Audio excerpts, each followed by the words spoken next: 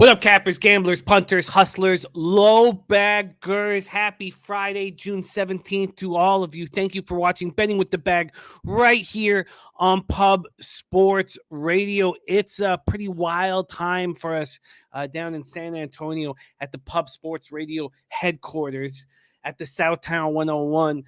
It was some sadness last night for Jose and Nasty Nate as they watched their Celtics go down. But then they went down to Foxy Boxing at the strip club down in San Antonio, the adult entertainment headquarters. And who knows what happened? All I know is I got some messages around 4 a.m. saying that there's some very funny stories for me. That's about it. Then they were supposed to be fishing about 2 or 3 hours after they arrived back home from the strip club. If they're fishing right now, I don't know. And if Jose is in a ditch somewhere, I don't know. He's not here with us right now, but we're fine. I can handle this. For me personally, I have a wake to go to tonight. And I had an online memorial yesterday, 2 different sad situations. There's so much pain and sadness in this world. And you know where there isn't pain and sadness? Right here with you guys capping every day. That's when the sun is always shining and everything feels right. Did we bounce back yesterday? You're damn right we bounced back in a huge fucking way. 6-0 in MLB plus 6.30 units. Hunter Engelhart making his season debut here on Betting with the Bag goes 4-1. We combined to go 10-1, and I didn't make a bet before the show started. Now, you guys know how I work. I've gained a little confidence from the glory of last night, and I have made 6 bets already that I love. And I think every single one is plus money, except for 2 minus 105. So everything else is plus money. So, and goddamn. Am I thankful to have the opportunity to come here and cap with you guys each and every day? God damn, man. Fuck yeah. Armchair MMA, big bounce back as well. Oh, boy. I did go 0-2 in NBA, 1-0 in CFL, and 6-0 in MLB. But nice to get you back in the black armchair. I love reading that. Raymond Reichart, also, a lot of you guys were bullish on the Warriors, and you were richly rewarded. Raymond Reichart as well. Jeff Shahadi ready to get to work. Danny Lopez, Jedi for life, my guy. Thank you for joining us on this Friday. Michael Everlinas has hit my big series bet on the Dubs, but also hammered Celtics first quarter. It was 12-2. I was like, of course it's 12-2. At that, so it's 12-2, and they lose the quarter 27-22. So at that point, they were outscored 25-10. Creekman, my guy. Let's fucking go. Dom Mack. North Anderson, great work, MLB. I smoked the NBA props. Tatum assist, Horford threes, Horford points and rebounds. Ready to keep my MLB hot streak going. I love that. Jedi for life, having a big night last night as well. And Saturated says, thirsty for that leche. Need something to impress the Gilfs. Well, we got great news for you. Fresh off of yesterday's birthday, Gilf lover extraordinaire, none other than DJ Big Boss, will be joining us. DJ Big Boss going to be rolling with us. We have a huge show today. We got Bobano up first, and I have a sneaking suspicion that Bobano has not been given the because if Jose's in a ditch, then Bobano does not receive the link. That's my guess here. So let's go over here and go to Ian Cameron. And there we go. There, I'll send the link right there. If I'm right about the ditch diver Jose Zenyatta Bouquet, then he's not received the link. There's Rodney Barton in the house. Let's get this money on a Friday. Ronnie and Bergia, best of both worlds. You cash Montreal full game. Mr. Gokster cashes the Argos between 1 and 6. I cash the Argos first half minus 1.5 at minus 120. It's like we drew it up. It's like we wrote the script for it. Serious business in the house. My man AJ 1337. And he parlayed in without the Yankees game. Well, I had the Yankees game. The Yankees game was voided. It would have been a 1-1 because we would have cashed the first 5 under 4.5 and lost at plus 210, which I would have had enormous confidence with if it was action. But AJ, my guy, let's get that fucking paper, man. Let's get that paper. There's my guy LJ from H-Town. Says congratulations to the Golden State Warriors, the NBA champions. Michael Irvelino laughing at Jose. Yeah, who knows? Who knows where he is? I do not know. Art Hayes ready to go. J.A. already eaten. Drug Monkey RX. Don Mack, it was a hell of a day. It was a hell of a day. J. Peasy. Anybody have any looks on NCAA baseball today? I do not. And our ditch diver, Jose Zenyatta Buquette, would probably. But as you know, he's sleeping in the dirt. Ronnie Berg at 4-1 MLB. I love that. North End says, man, are we rolling hot? Never worry about one bad day. We're going to win the year. You're absolutely right. Ronnie Walsack says, Rays pitcher hurling on his birthday, under 8.5. Hot Rod Charlie at Monmouth on Saturday. Oh, HRC. What a horse Hot Rod Charlie is. And it's going to be a nice meet at Monmouth. It's too bad that Joey Bravo won't come back to the Jersey Shore because of the ridiculous whip situation of last year, but they're trying to fix it. And we will bet it heavily. I'm not sure when our next big day will be. I've got to figure things out, but Haskell sounds pretty good to me. Molecular Ninja. It's been too long. Nice to see Molecular Ninja back in the house. Don Mack, that's gorgeous. Trenton Claxton, Philly moneyline, Atlanta moneyline. There's Turnsy. They suck. Oh, nice. Stimmy 4-1 in CFL. I'm 3-2, but I started 0-1. And you know what? Also, I told myself, because I love the Ticats tomorrow. I think it's like fucking a very nice gambling situation. And I was like, I've made a bet on every game so far this year. Why? I don't have to keep that up, but just for my own fucking excitement. So I'm cutting. I'm going to not cut, but I don't have to bet every game. And I think this Bombers Redblacks game is tricky, but I am on the Ticats. Love seeing you go 4-1. Let's have another big season. Jared TG ready for the start of football now. Okay, nice job, Jay Peasy. And Jay Peasy, we've got some news for you. You've been in a lot of conversations that we've had at Pub Sports Radio, and we got some exciting news. Dan Bonner says, I'm all ears today without my hockey. Let's make some baseball money. Well, when our guy Bobano joins us, we are going to talk a little hockey. We're going to start CFL, NHL, and MLB, and that's a lot of games for Bobano and I to break down, and so we got to keep a brisk pace. That's very important for us to keep a brisk pace today. Football striker ready to go. There's Domi Gunrici. What a season he's having. Domi Gunrici, who puts all his action also out, he's a completely selfless capper, is up over 30 units on the MLB season. Talk about hot. How about Matty Ice and Ron Crawford just handing out winners on the daily? Mark Schillingberg. Smash the props. That's how you do it, man. Now it's the full NBA season of me not betting props, and I end up just under 9 units, and I'll take it, I'll take it. There's Red Girl 6-0 last night. I love it. Great work. Richly deserved, Red Girl. You put in the work. You deserve the cash. North Ender says, Taint is on fire. Big Ragu says, all in today, fellas. Oh, Christian Rivas. It's just, guys, I'm just so thankful. Just so thankful for this opportunity to cap with you guys every day. I just can love it. All right, where is, we have I missed it. Ron Crawford. Let me copy and paste it here. Ron Crawford spreadsheet play today is in, and man, our Taint and Ron hot. My God.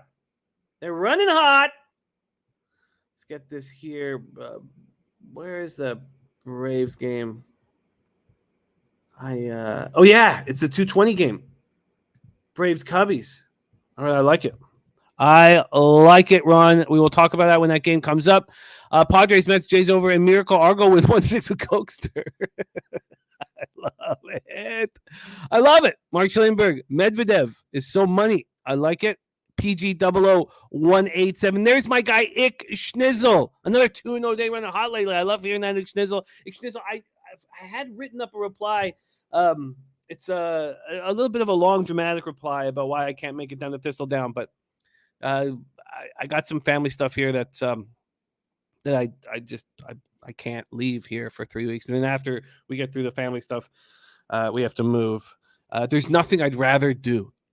There's nothing I'd rather do than go downstairs right after the show, get in the car, drive directly to Cleveland, and start partying just to make sure that I'm lit perfectly for the Ohio Derby.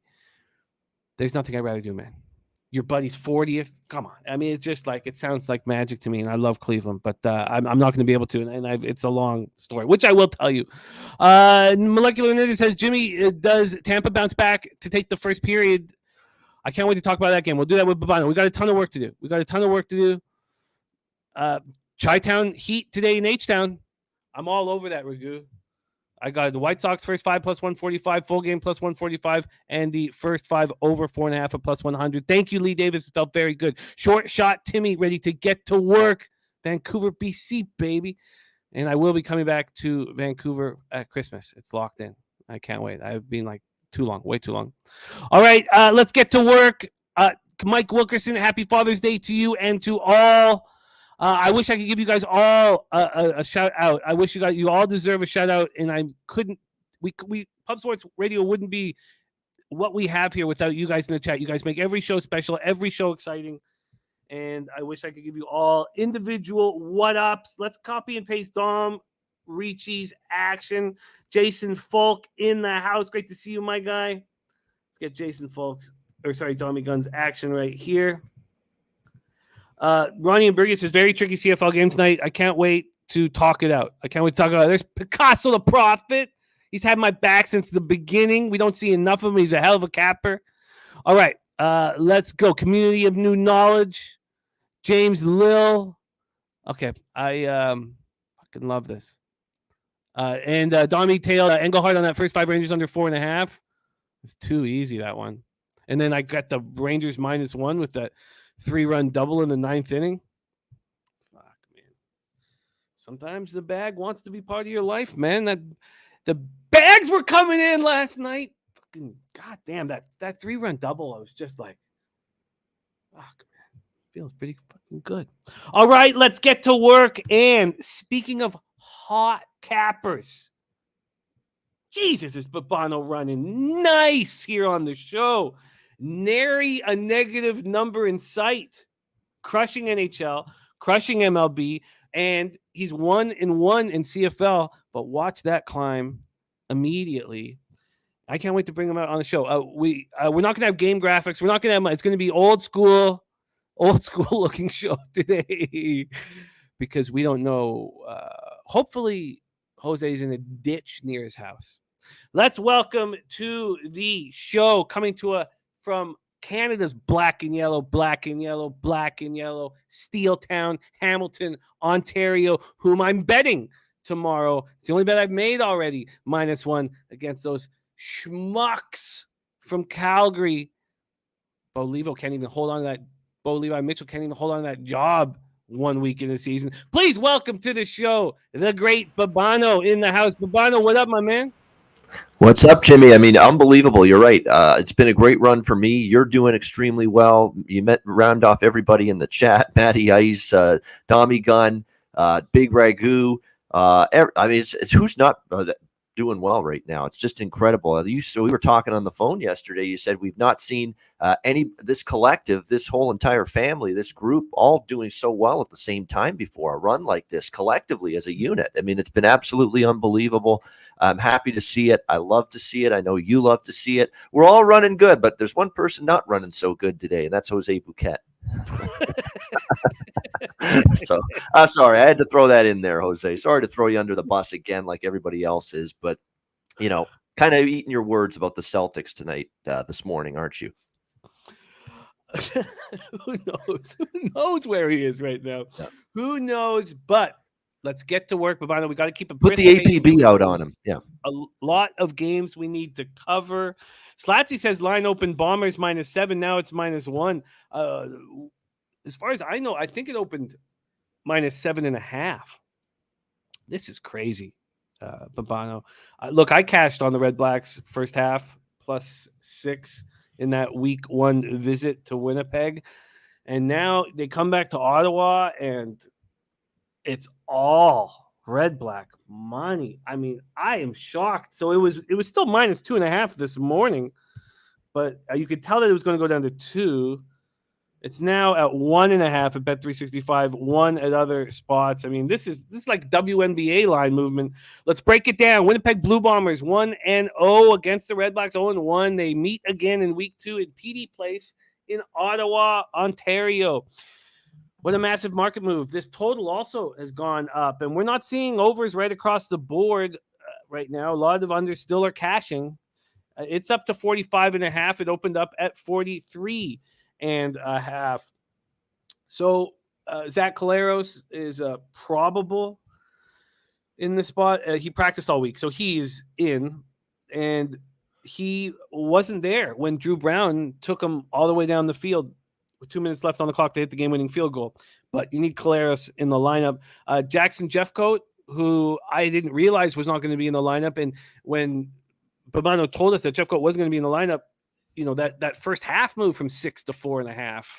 Just the first half alone, that's how important Jeffcoat is.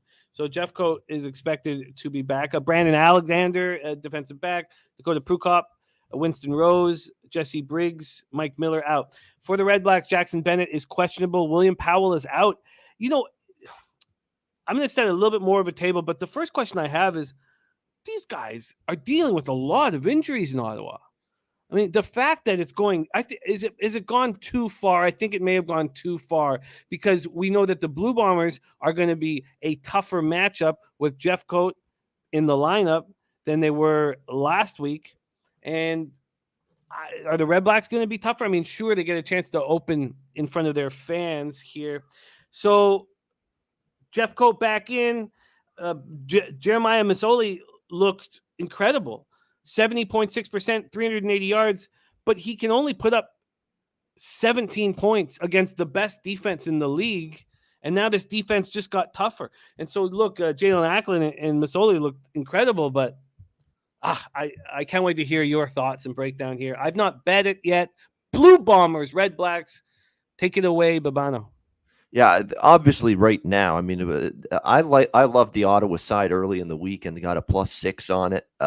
It's, you know, obviously a +1. It's completely different now with what we're dealing with. But there's a lot to like for Ottawa. That's why I bet it when I did. I did not realize we'd have pretty much everybody that bets CFL football also taking this side, but that's what it sure feels and looks like when you see just the way this number's moved. But you know, Winnipeg was not good last year in these home-and-home situations, especially when they won the first game.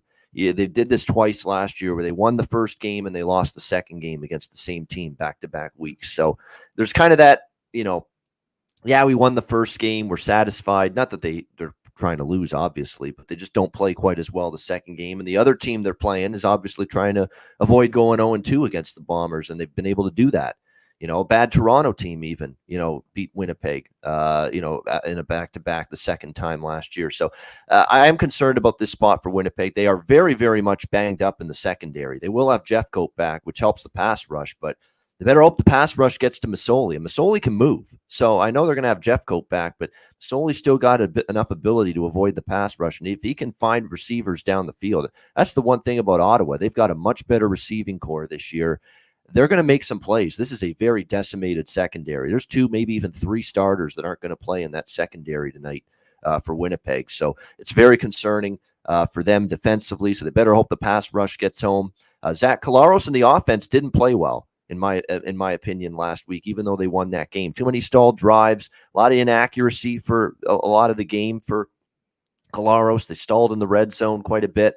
They needed a last-second field goal. Defense still played pretty well, but at the same time, they gave up, 34-44, incredible completion rate to Jeremiah Masoli. So, like I say, I think that secondary is vulnerable. here in this game. I'm on Ottawa, but there's no way I'm going to make them an official play now. That's betting 101. You just can't do it when you're losing 5 points of line value, even if they, win the game, which they still could. I think they're very live to win the game, but you just don't go out there and you recommend a +1 when you could have had +6 earlier in the week. So I would think if you're going to bet the side now, maybe look at Winnipeg and to get the absolute best of the number, at least with them. They are still the 2-time defending Grey Cup champions, but I can't say I love the spot for them. I think Ottawa, especially at the opening number, was the way to go. And I like the over. I will make the over an official play. Now 45.5, 46 in this game is the total. I always like these situations. Same two teams play each other. The first game stayed under. I usually look for the opposite to happen in the second game. And I think both teams know they want to have a little bit better red zone efficiency, a little bit better success. Both offensive coordinators, actually, La Police for Ottawa, who's the head coach and OC, and of course, Buck Pierce for Winnipeg, their OC, they both talked about, hey, we want to turn some more of our drives into touchdowns here in this game tonight. So after the first game stayed under, you're getting a lower total, much lower total here. This opened as low as 43.5. which is when I bet this thing over the total. But even at 45.5, 46 right now, it's moved up a little bit, but still pretty low for a CFL total. So we'll lock that in as the official play here with Winnipeg, Ottawa over the total. You've got that. Bobano over 45.5 -110. The Bombers are appealing at this price, but I have to put a stop. I've bet every game so far this year in CFL, and I just got to stop that. I'm just had a great year last year. I'm excited, but if I had a free bet right now, I would take the Bombers at -1.5 or -1 coins on them at -1. It's just because Ottawa smacked the Bombers in the mouth. It's not like the Bombers took care of business. If the Bombers had taken care of business, I would feel different. Now, look, your 6 is a gorgeous spot to be in, and I love it for you. But I don't know if I'm going to move here. I'd like to stop. So I love gambling. I love it. I love having action. And you guys watch what I had to do. I had to quit player props like quitting a drug or quitting smoking cigarettes, which I had to quit 12 years ago, and I haven't had a puff in 12 years. But I had to do the same thing with player props. And I feel like I need to do that now. I need to stop betting every game, and maybe this is the right spot to do it in. Bobano's giving us the over 45.5. This takes place at 7:30 p.m. tonight. Let's talk about the 2 games tomorrow. Let's keep a brisk pace because we want to hear what Bobano has to say about Game 2 of the Stanley Cup Finals. And then we have a huge 16-game MLB slate. So let's go 6:30 p.m. Eastern, Tim Hortons Field in Hamilton, Ontario, where Bobano will be live and in person. Home opener, baby. Let's go. First home game of the year. And by the way, you guys, you see our guy Clint giving us UFC action there. He's got Court McGee -120. He's parlaying Kevin Holland and Daukus at -110. A lot of people liking his looks here. And then he also gave us Manfio a minus or a +160. I like Kevin Holland. Kevin Holland's even made me some money in UFC, so I like that. So action there. I can't wait for you to have the opportunity to go to this game tomorrow night. Weather is nice. It's just magic. I'd like to get to a game there with you this year. Tiger Cats were on the road in Regina in week 1. And I told you guys, I knew it from Bobano's breakdown. I knew I was going to cash my Roughriders bet. You could tell he was very uncomfortable and nervous about his boys at Mosaic. Oh, I knew they weren't winning that game. Yeah, I was totally at ease with it. Yep. It was a perfect gambling situation for us. And I think this is another one. I think this is perfect. The Ticats offense looked really bad in Mosaic, turned the ball over 5 times. I mean, Evans still went 22 of 32 for 222 yards, but that's not very good for him. And he didn't get many reps in the preseason. Kadeem Carey, look, he's dangerous. Bo Levi Mitchell was replaced in the 4th quarter. I mean, I think it's a mistake, a recency bias that the market's moving towards the Stampeders, and I'm very confident here on the Ticats to take care of business. I got the -1 at -110, which is now they're -1.5, so that's changed. That's come back a half point, and the total sitting at 45. Take it away, Bobano. Your boys are in action. I can't do it. I just can't take Hamilton. Their O-line sucks. I mean, I don't know what else there is to say. It's terrible. It's really, really troubling. They only have 2 starters back on it, Brandon Revenberg and Chris Van Zyl. Those are the only 2 guys back from the O-line. They have 3 other starters. 2 more of those starters got hurt last week, and they're out. So you're going to have 4. You're going to have still 3. It's basically, well, you had your 2 returning linemen from last year. Then you had 3 new faces last week, I should say, against Saskatchewan. And 2 of those new faces got hurt, and they're out. And now you're going to bring in 2 new faces and probably 2 guys that aren't as good because they're backup offensive linemen. It's a real issue. It's a real issue. Now, Calgary's not going to rush the quarterback as well as Saskatchewan. Saskatchewan's defensive front is elite. It's terrific. They're incredible up front. They've always been able to get pressure.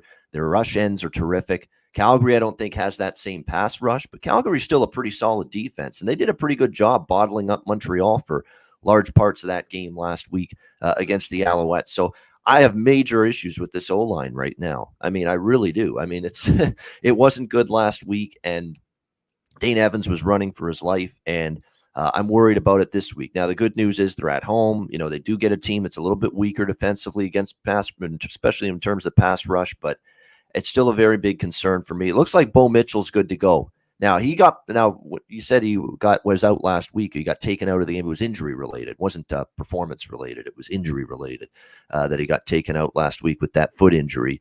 But he's good to go this week. He'll be the starter, of course.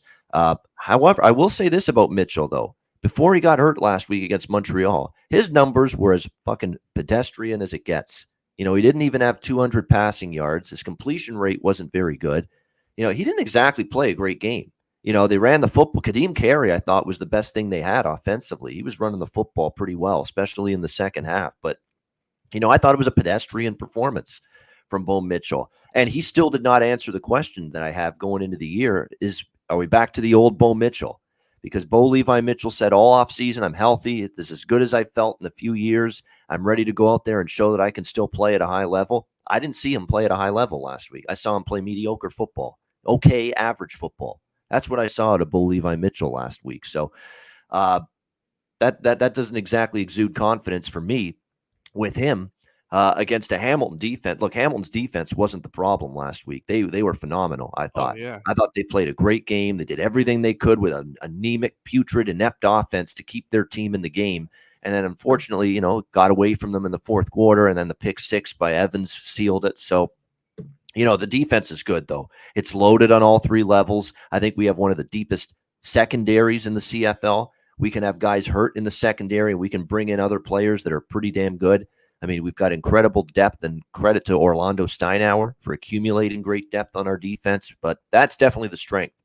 And it's going to have to be the group that carries Hamilton early. I don't argue with you. From a situational standpoint, it's a Hamilton spot. You know, they're off a road loss where they got crushed. The game got away from them. They're back home. They're going to be, you know, the fans are going to be behind them. It's a loud environment. It's going to help them. But at the end of the day, I don't know if I can officially pull the trigger on the Ticats. I certainly lean in that direction with this offensive line in shambles at the moment. So lean is Ticats. The lean is under for me in this game. I'm not so sure this is going to be a game where 2 teams are trading touchdowns back and forth.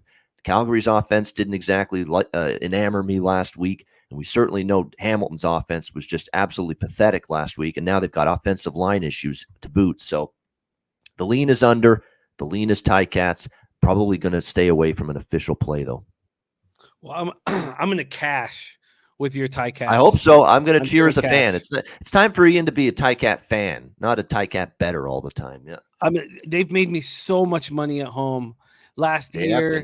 Great in 2019. Yep. They just make me money at home. I've been spoiled. I haven't been to a lot of losses. You know, I love that they lost by 17.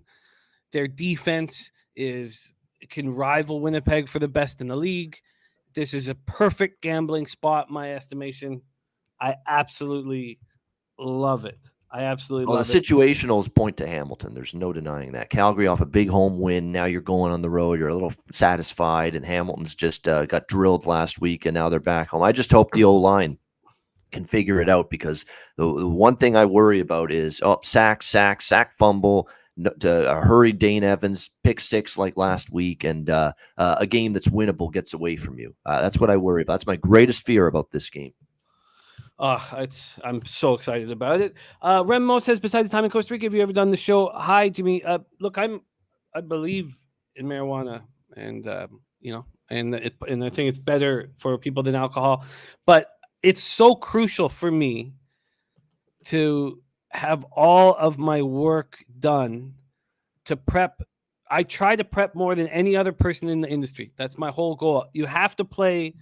I think to succeed in any kind of content-based thing, you have to sort of play opposite of what you look like, That's why, for me, like when Bobano starts freestyling, we all lose our minds. We love it, right? You got to play what people don't expect you to do. And when you dress a certain way and you act a certain way, they probably don't expect that you grinded for 6 or 7 hours on the card and you were up at 5:30 in the morning after going to sleep at 2 in the morning. They don't expect that shit. So no, I've never done a betting with the bag. I've never smoked before betting with the bag. I got to be as focused and ready to go as possible. I can't be fucking, whatever it is, whatever fuck that is. Okay, so no, I've never not once ever done. I've never smoked before betting with the bag ever in my entire career. Down to Costa Rica, here, ever. I've never ever once done that. Okay, let's move on. 9:30 p.m. Eastern. Saskatchewan Roughriders at Edmonton Eskimos. Man, your call on Elks. the Eskimos was just like Elks. Oh, sorry. Oh, I wrote Eskimos too. I'm sorry. Your call on the Elks was absolutely spot on. It was so good. And when you were breaking don't let it the down, snowflake police hear you say that. I should have bought off of it. When you were breaking it down, I should have bought off of it. You just absolutely nailed it. And I imagine here you're going to tell us that you got on the Roughriders early at a really nice price. Let me set the table. I've not moved on this game. Roughriders 30-13 win over the Ticats. Elks lose 59-15 in BC. The Riders held the Ticats to 296 total yards. Hamilton didn't get into the end zone until the fourth quarter. 3 fumbles, 2 interceptions. And then on the other side, Georgia State's Nick Arbuckle looked terrible. Now, as you had mentioned, it was packed in BC Place. The crowd was going wild. They picked them off 3 times, turned 2 of those interceptions to touchdowns. Is there any chance that Arbuckle can bounce back? Is Chris Jones going to scare the shit out of the entire Elk roster to get them playing better? Take it away here. Break it down for us, Roughriders Elks. With all due respect to Nick Arbuckle, and fairness to him, I should say, Warren Moon in his prime would have looked awful last week with that O-line in front of him. Jason Moss and Ricky Ray, 2 great quarterbacks of the past for Edmonton, would have looked pretty bad playing behind that offensive line. That offensive line is just as bad. It looked just as bad as it was last year. Last year, they were horrible, that O-line. They got Trevor Harris decapitated and actually played a big part, that inept O-line, and having him traded. Everyone thought, hey, Harris can't play. No, Harris can play. The O-line sucked. All right. And it was bad last year. They had Cornelius. It was just a shit show for the offense last year. And the O-line was a big part of why it was bad.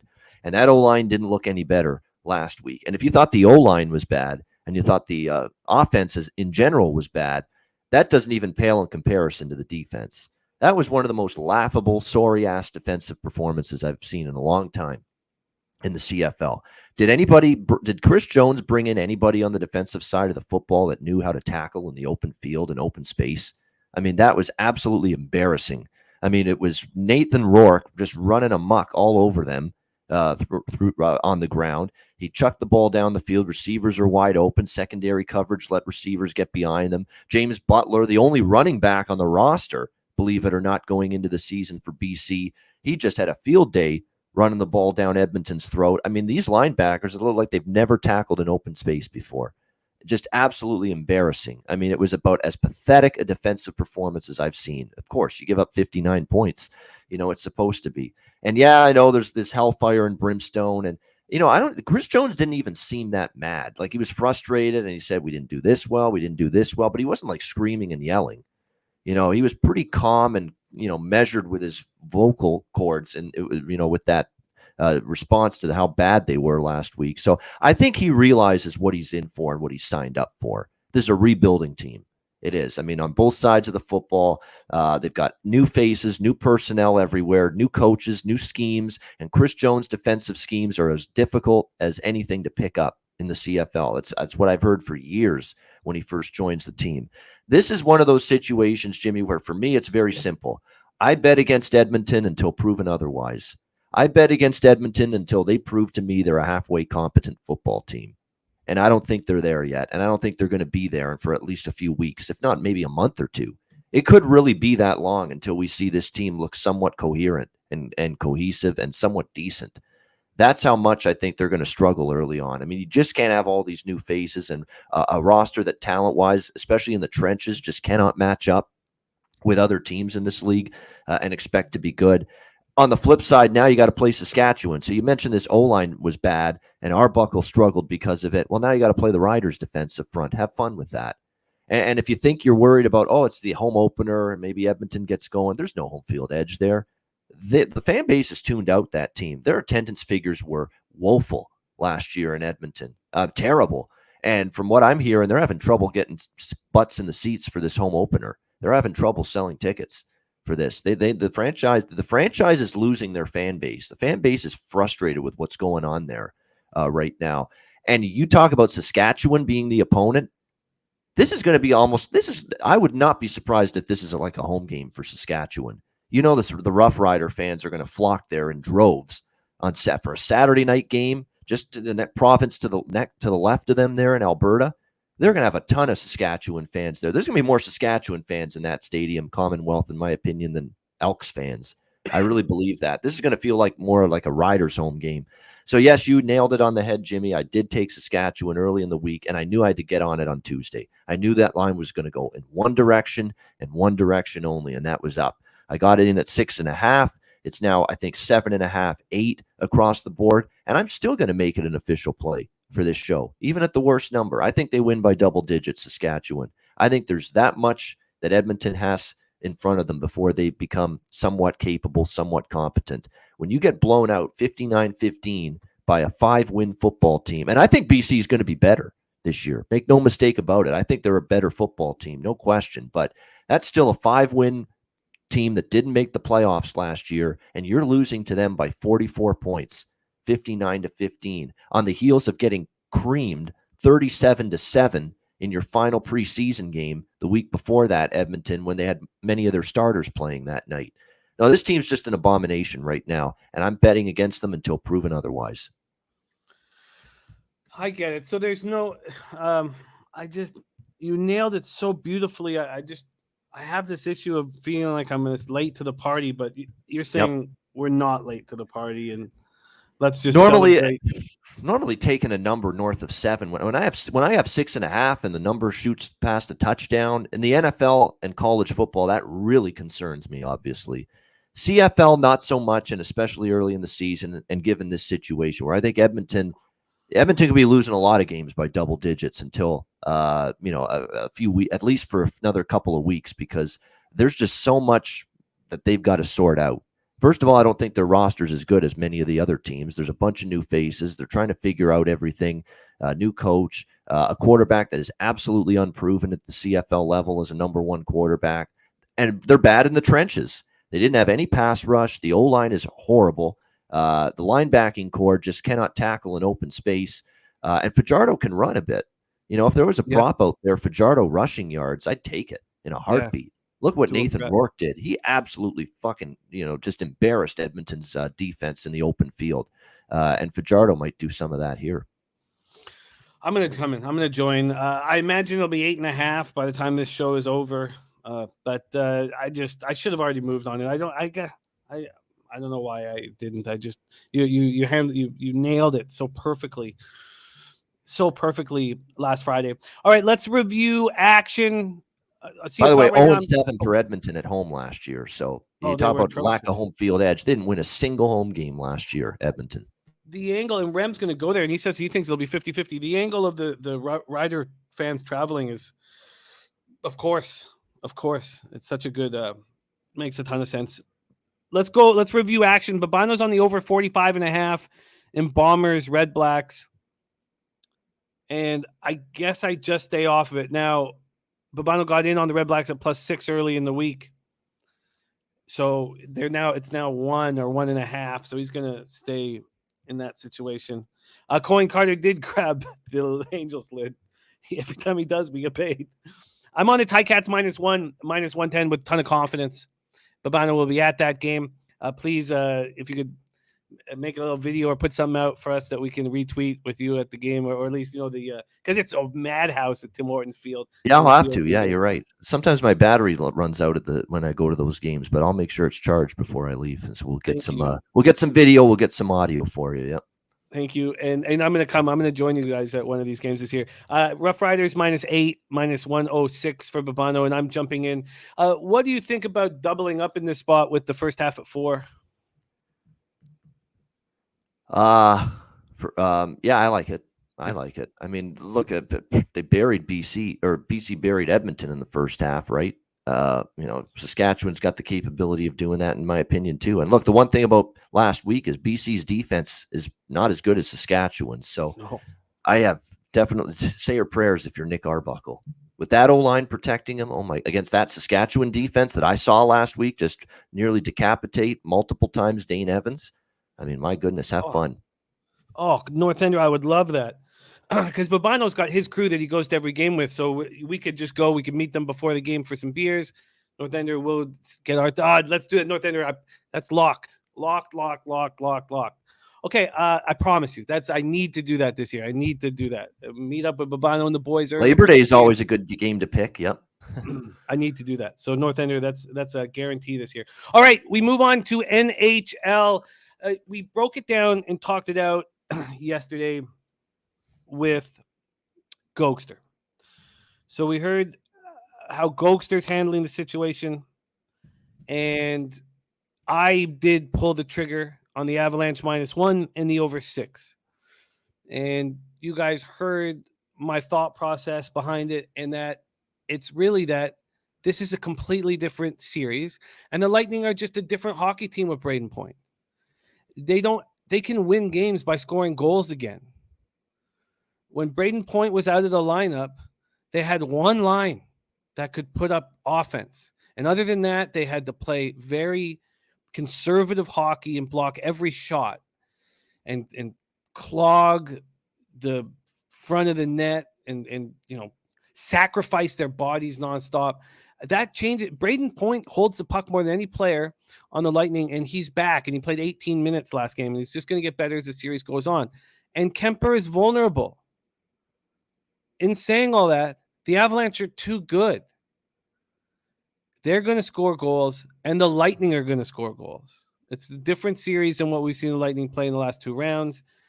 And I'm on the over 6, and I'm on the Avalanche -1, and I hope it's a 5-3 game. I hope it's a 6-4. I hope it's a huge high-scoring game, because I will bet the under as soon as it comes out in Game 3 in Tampa if the Avalanche are up 2-0. That's my plan and sort of the script that I've got in front of us. But let's hear what our guy Bobano has to say. And don't forget, because we don't have the records up here, but Bobano on this show, 38-26, hitting at 59.4%, plus 14.35 units, plus 22.42% ROI, average line plus 113. He's been spectacular on the ice with us here on Fridays. Take it away, Bobano. The floor is yours. Game 2 of the Stanley Cup Finals. Yeah, I'm going to look the other way here with Tampa in this one. And I like Colorado in the series, but I think Tampa Bay has to come away from Game 1 thinking, you know what, we didn't even play anywhere close to our best, and we still took the game to overtime. We've got so much room for improvement that I think they're going to end up playing a lot better game. Now, look, we know the off the loss trend is still incredible for them, 18-1, but it did get snapped in the last round against the Rangers, where the Rangers won the first 2 home games. That could happen here. It wouldn't shock me, but I'm willing to take a chance here. Just put it this way, I'd rather take a chance with Tampa here and lose than wait till Game 3, and Tampa's going to be, not as value laden against a Colorado team that, by the way, people might be flocking to bet Tampa win or lose in Game 2 and Game 3 because they're going back home. Colorado hasn't lost on the road yet here in the playoffs. So this notion that Colorado can't win in Tampa Bay is BS. Of course they can. They've played very good hockey on the road this year. So I think this is my spot to take Tampa here to be better. They didn't even play close to their best on Wednesday in Game 1. Braden Point was, I think the fact he got a game under his belt, watch him. I think his props are going to be worth a look in Game 2. Same with Stamkos. I noticed that Stamkos, when he gets no points in a game like he had in Game 1, next game he gets on the score sheet. He at least gets a point. A lot of times gets a goal. So Stamkos props, Braden Point props make sense to me.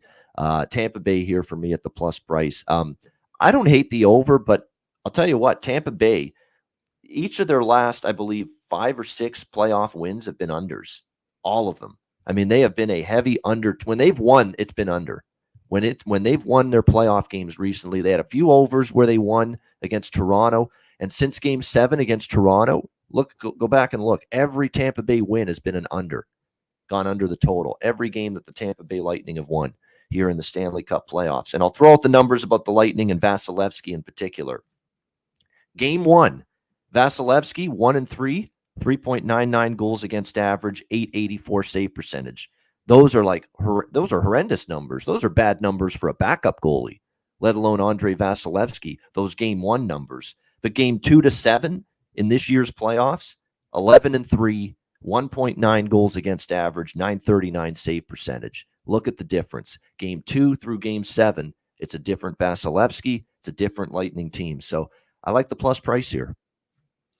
And I got a plus 135 better than the plus 131 at Pinnacle.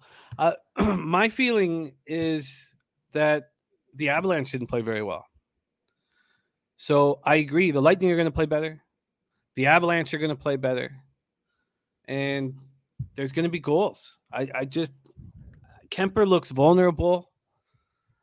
So Gokster went Tampa Bay first period, money line plus 119, and Tampa Bay team total over 2.5 and minus 120. I think I'm going to do that actually.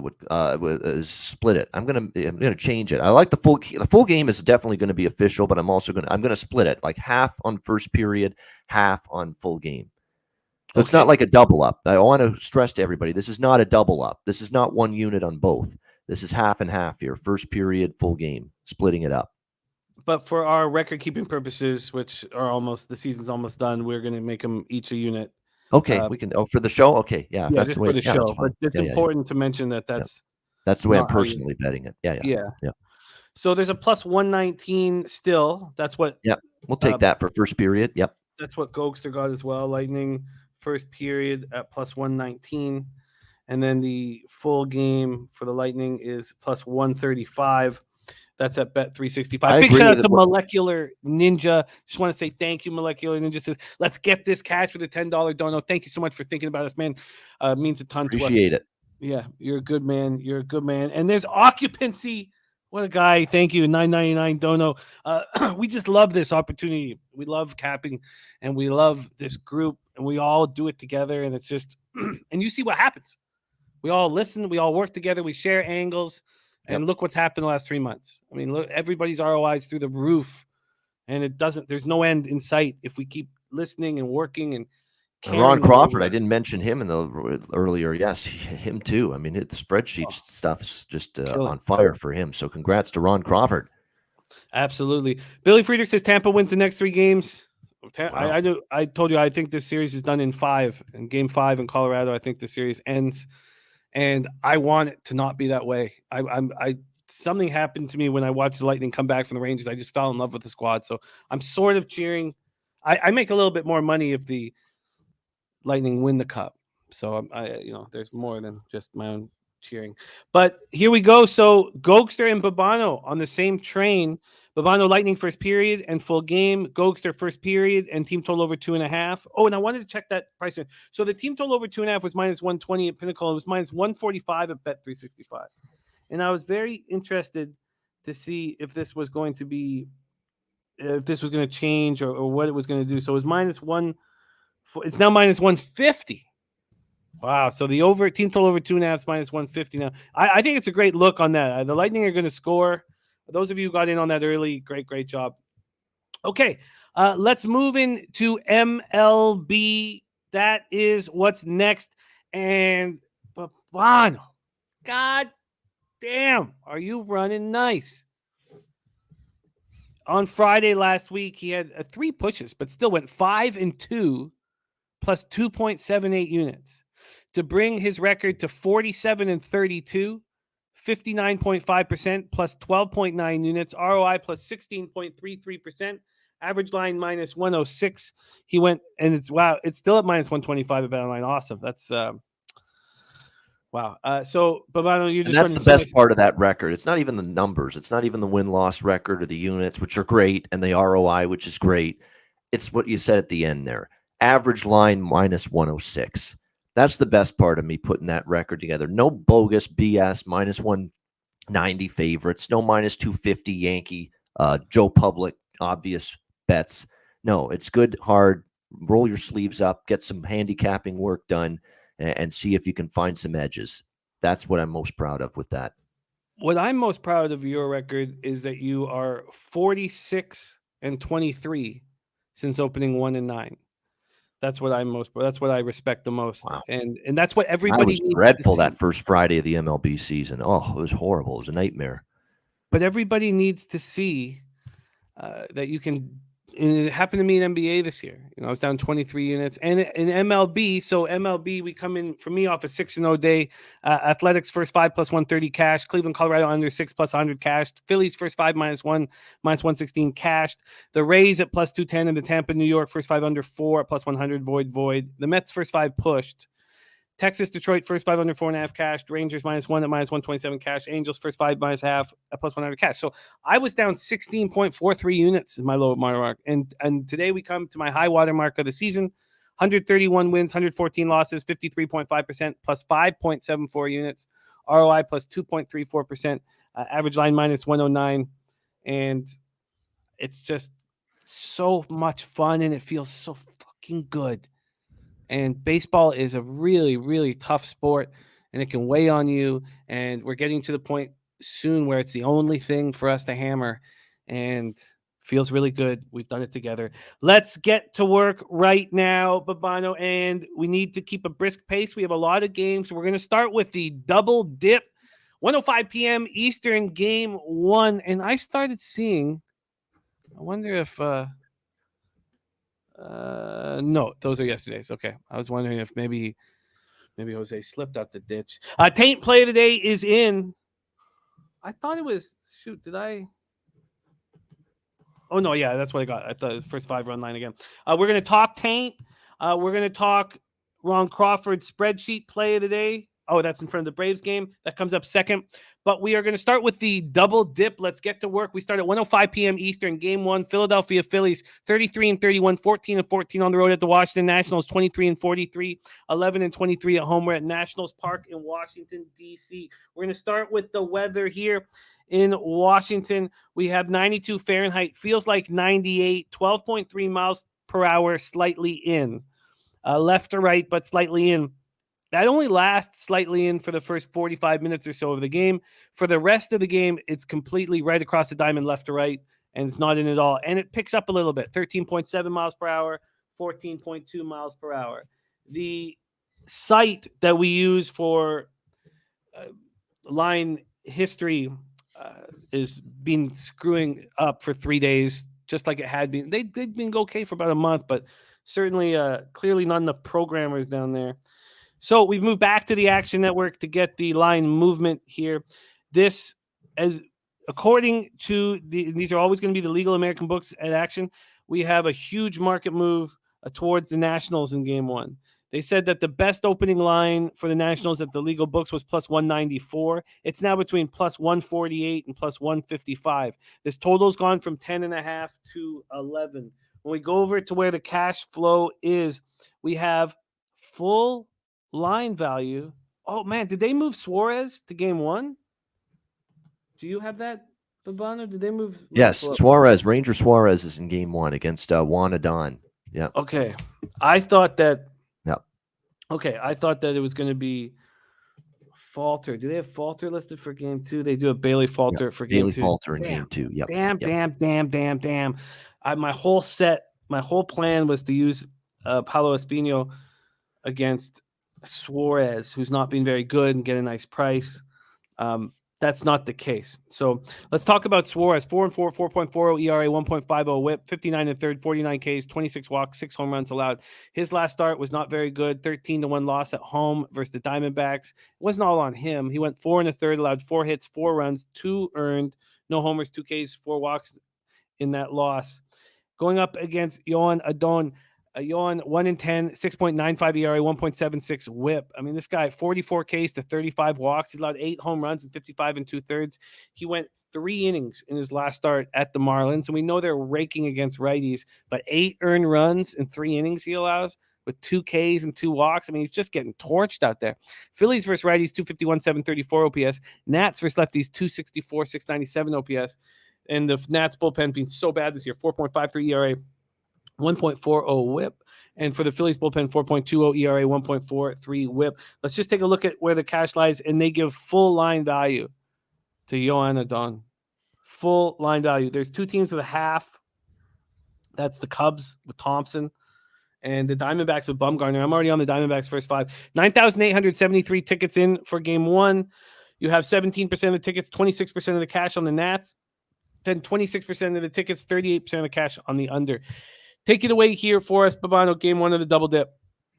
Yeah, it's the Phillies playing here, so I'm obviously not going against the Phillies. It's just that's not a team I'm stepping in front of at the moment. Now, unfortunately, you got to lay $1.75 with them, with a pitcher in Ranger Suarez, who's been let's call it like we see it. The lefty has not been as good since early in the year. I mean, he started off strong, first probably 7 or 8 starts. His last 5 starts, 5.48 ERA for Suarez. So he's not exactly pitching well. The Nationals are capable against lefties. On the flip side, Adon's been just a disaster. His ERA is almost at 7. The Phillies are just crushing the baseball.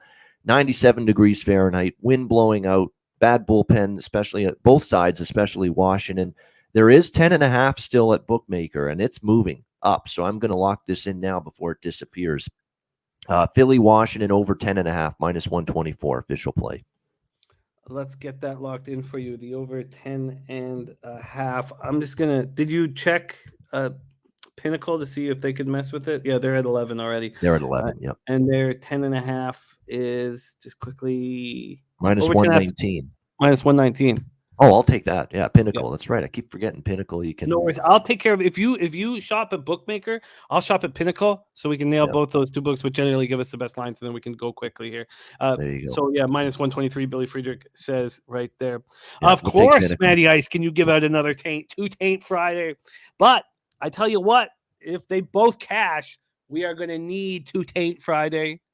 And we're going to need a brand new video for 2 taint Friday, because this video won't do enough if we soon get 2 taints.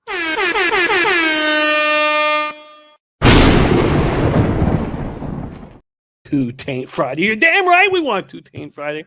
Okay, so Bobano is locked in here on the game 1 over 10.5 at -119.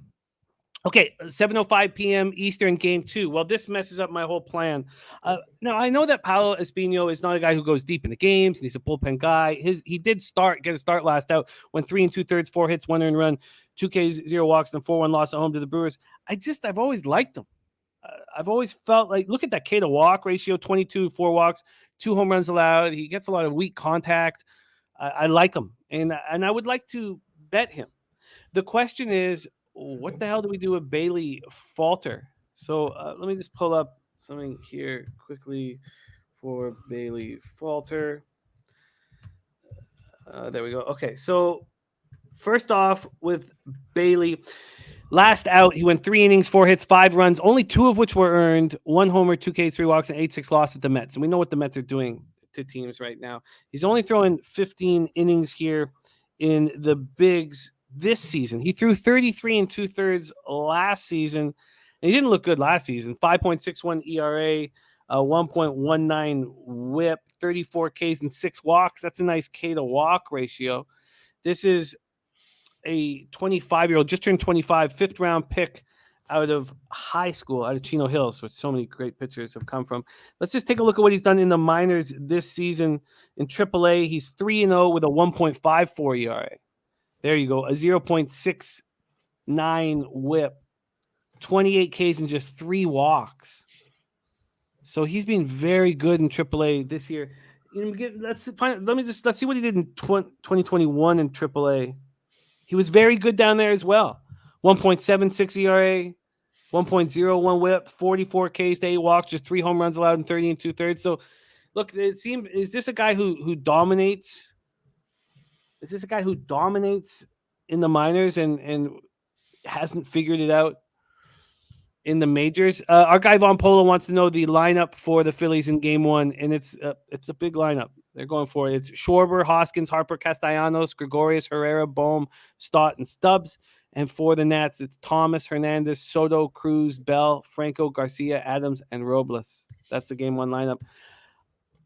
I don't know what to do with Bailey Falter, but if the Phillies win Game 1 convincingly, which I don't know if I trust Juarez, but if they do, then I would like to back Espino in Game 2. But I want to hear your breakdown badly. Take it away for us, Bobano, Game 2 of the Double Dip. Philly and over.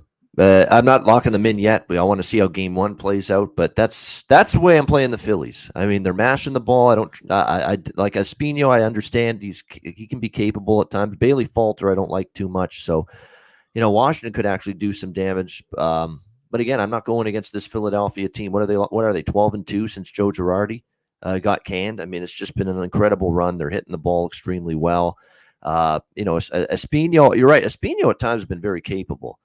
So maybe he's able to put in a good start. Like I said, though, I'm not a big fan of Bailey Falter. We'll see how this plays out. But right now with the Phillies, it's I either take Philly and I take the over from a total standpoint, or I don't bet the game. It's really that simple. I wonder what. Well, I'm going to back. So I'm going to make a move on the Nats first 5. If I'm not a big second game a doubleheader guy, especially if I bet the first game and I win, and I'm hoping obviously to do that with the over in the first game. If I win that bet, I probably won't even look at the second game. And I get that. I completely get that idea. Yep. But for me, thus far this year, I've lost when I've made a bet on Game 2 before Game 1 was deep into it. I've lost every time I've done that so far. I think it's only been twice. But when I've waited and planned it out and seen what's happened in Game 1, I've cashed. And I believe that's only happened twice as well. So it's not a big sample size. Taint play of the day is in. Phillies Game 2 team total under 5.5. Well, that just gives me more confidence in backing Paulo Espino the first 5. So that's going to be my plan. That is going to be my plan. Big shout out to Matty Ice, Ron Crawford, and all of you guys in the chat that put out your plays here. You're just completely selfless cappers looking for the greater good, and it's working. This is what Pete and I dreamt of when we started working together, and it's happening in front of our very eyes. And shout out to all you guys. And we have a 2 Taint Friday.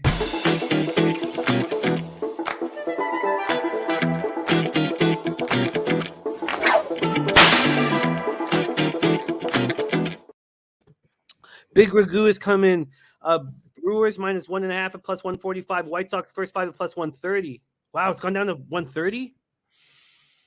I got 145 on that. And he's on the Lightning plus 140. And St. Louis, Boston first 5 under 5.5. I will copy and paste our man Big Ragu's action. We're going to get to the second Taint play of the day here in a little bit. But next up, we move from Taint to Ron Crawford.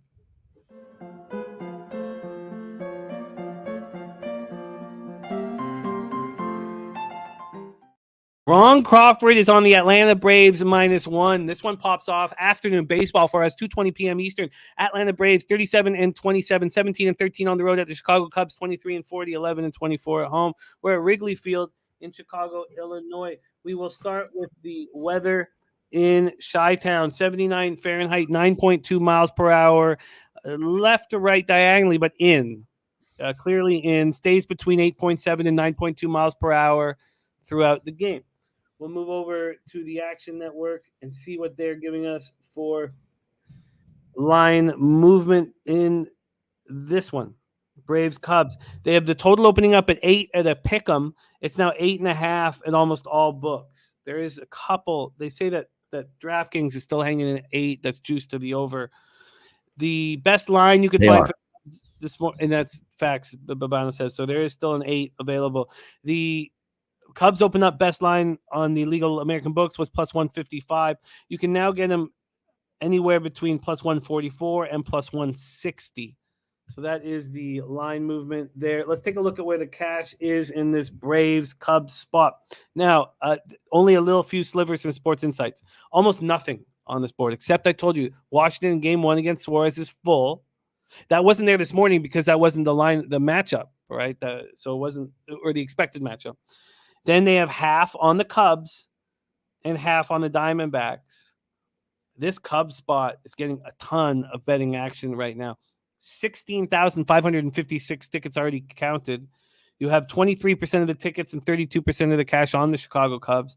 And then all the money's on the over. 89% of the tickets, 87% of cash, and it's gone up a half run. Domi Gunrichi took the Braves minus 1.5 at minus 115, and the Cubs team total over 3.5 at plus 110. Jedi for Life, first 5 over here. Atlanta number 1 in batting average, innings 1 to 6. And Cubs are number 4 in batting average in innings 1 to 6. That's a very interesting stat. Yes, Maxwelly, if we could, I don't know if I copied and pasted. We highlighted the action from Clint, but I don't think I copied and pasted it, which was a mistake. I don't know why I didn't. I don't know what I was thinking there. So Jedi for Life says Morton's going to get hit here. Cubs first 5 and the over. So the Charlie Morton going up against Keegan Thompson. Morton has been very vulnerable this year. 4-3, 5.67 ERA, 1.48 WHIP, 66 Ks and 60 and a third, 26 walks and 9 home runs. In his last start, he went 6 innings, 5 hits, 4 earned runs, 2 homers, in a 10-4 win at home versus the Pirates. Not a very good stat line, but he did strike out 12. So he did have 12 strikeouts and 1 walk. He's not been striking out batters like that. He has 66 and 60 and a third. So for him to really, the strikeout 12 was interesting. Keegan Thompson on the other side comes in off getting destroyed, lasting 2 1/3 innings.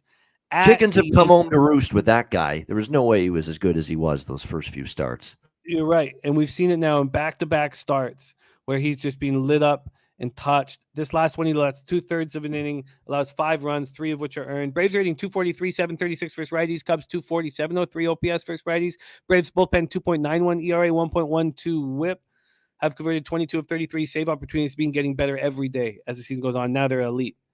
Cubs bullpen 4.92 ERA, 1.38 WHIP, converted 13 of 24. If you remember, the Cubs came out and their bullpen was very good to start the year, and they've been unbelievably bad, abhorrent since then. Take it away here, Bobano, Braves, Cubs.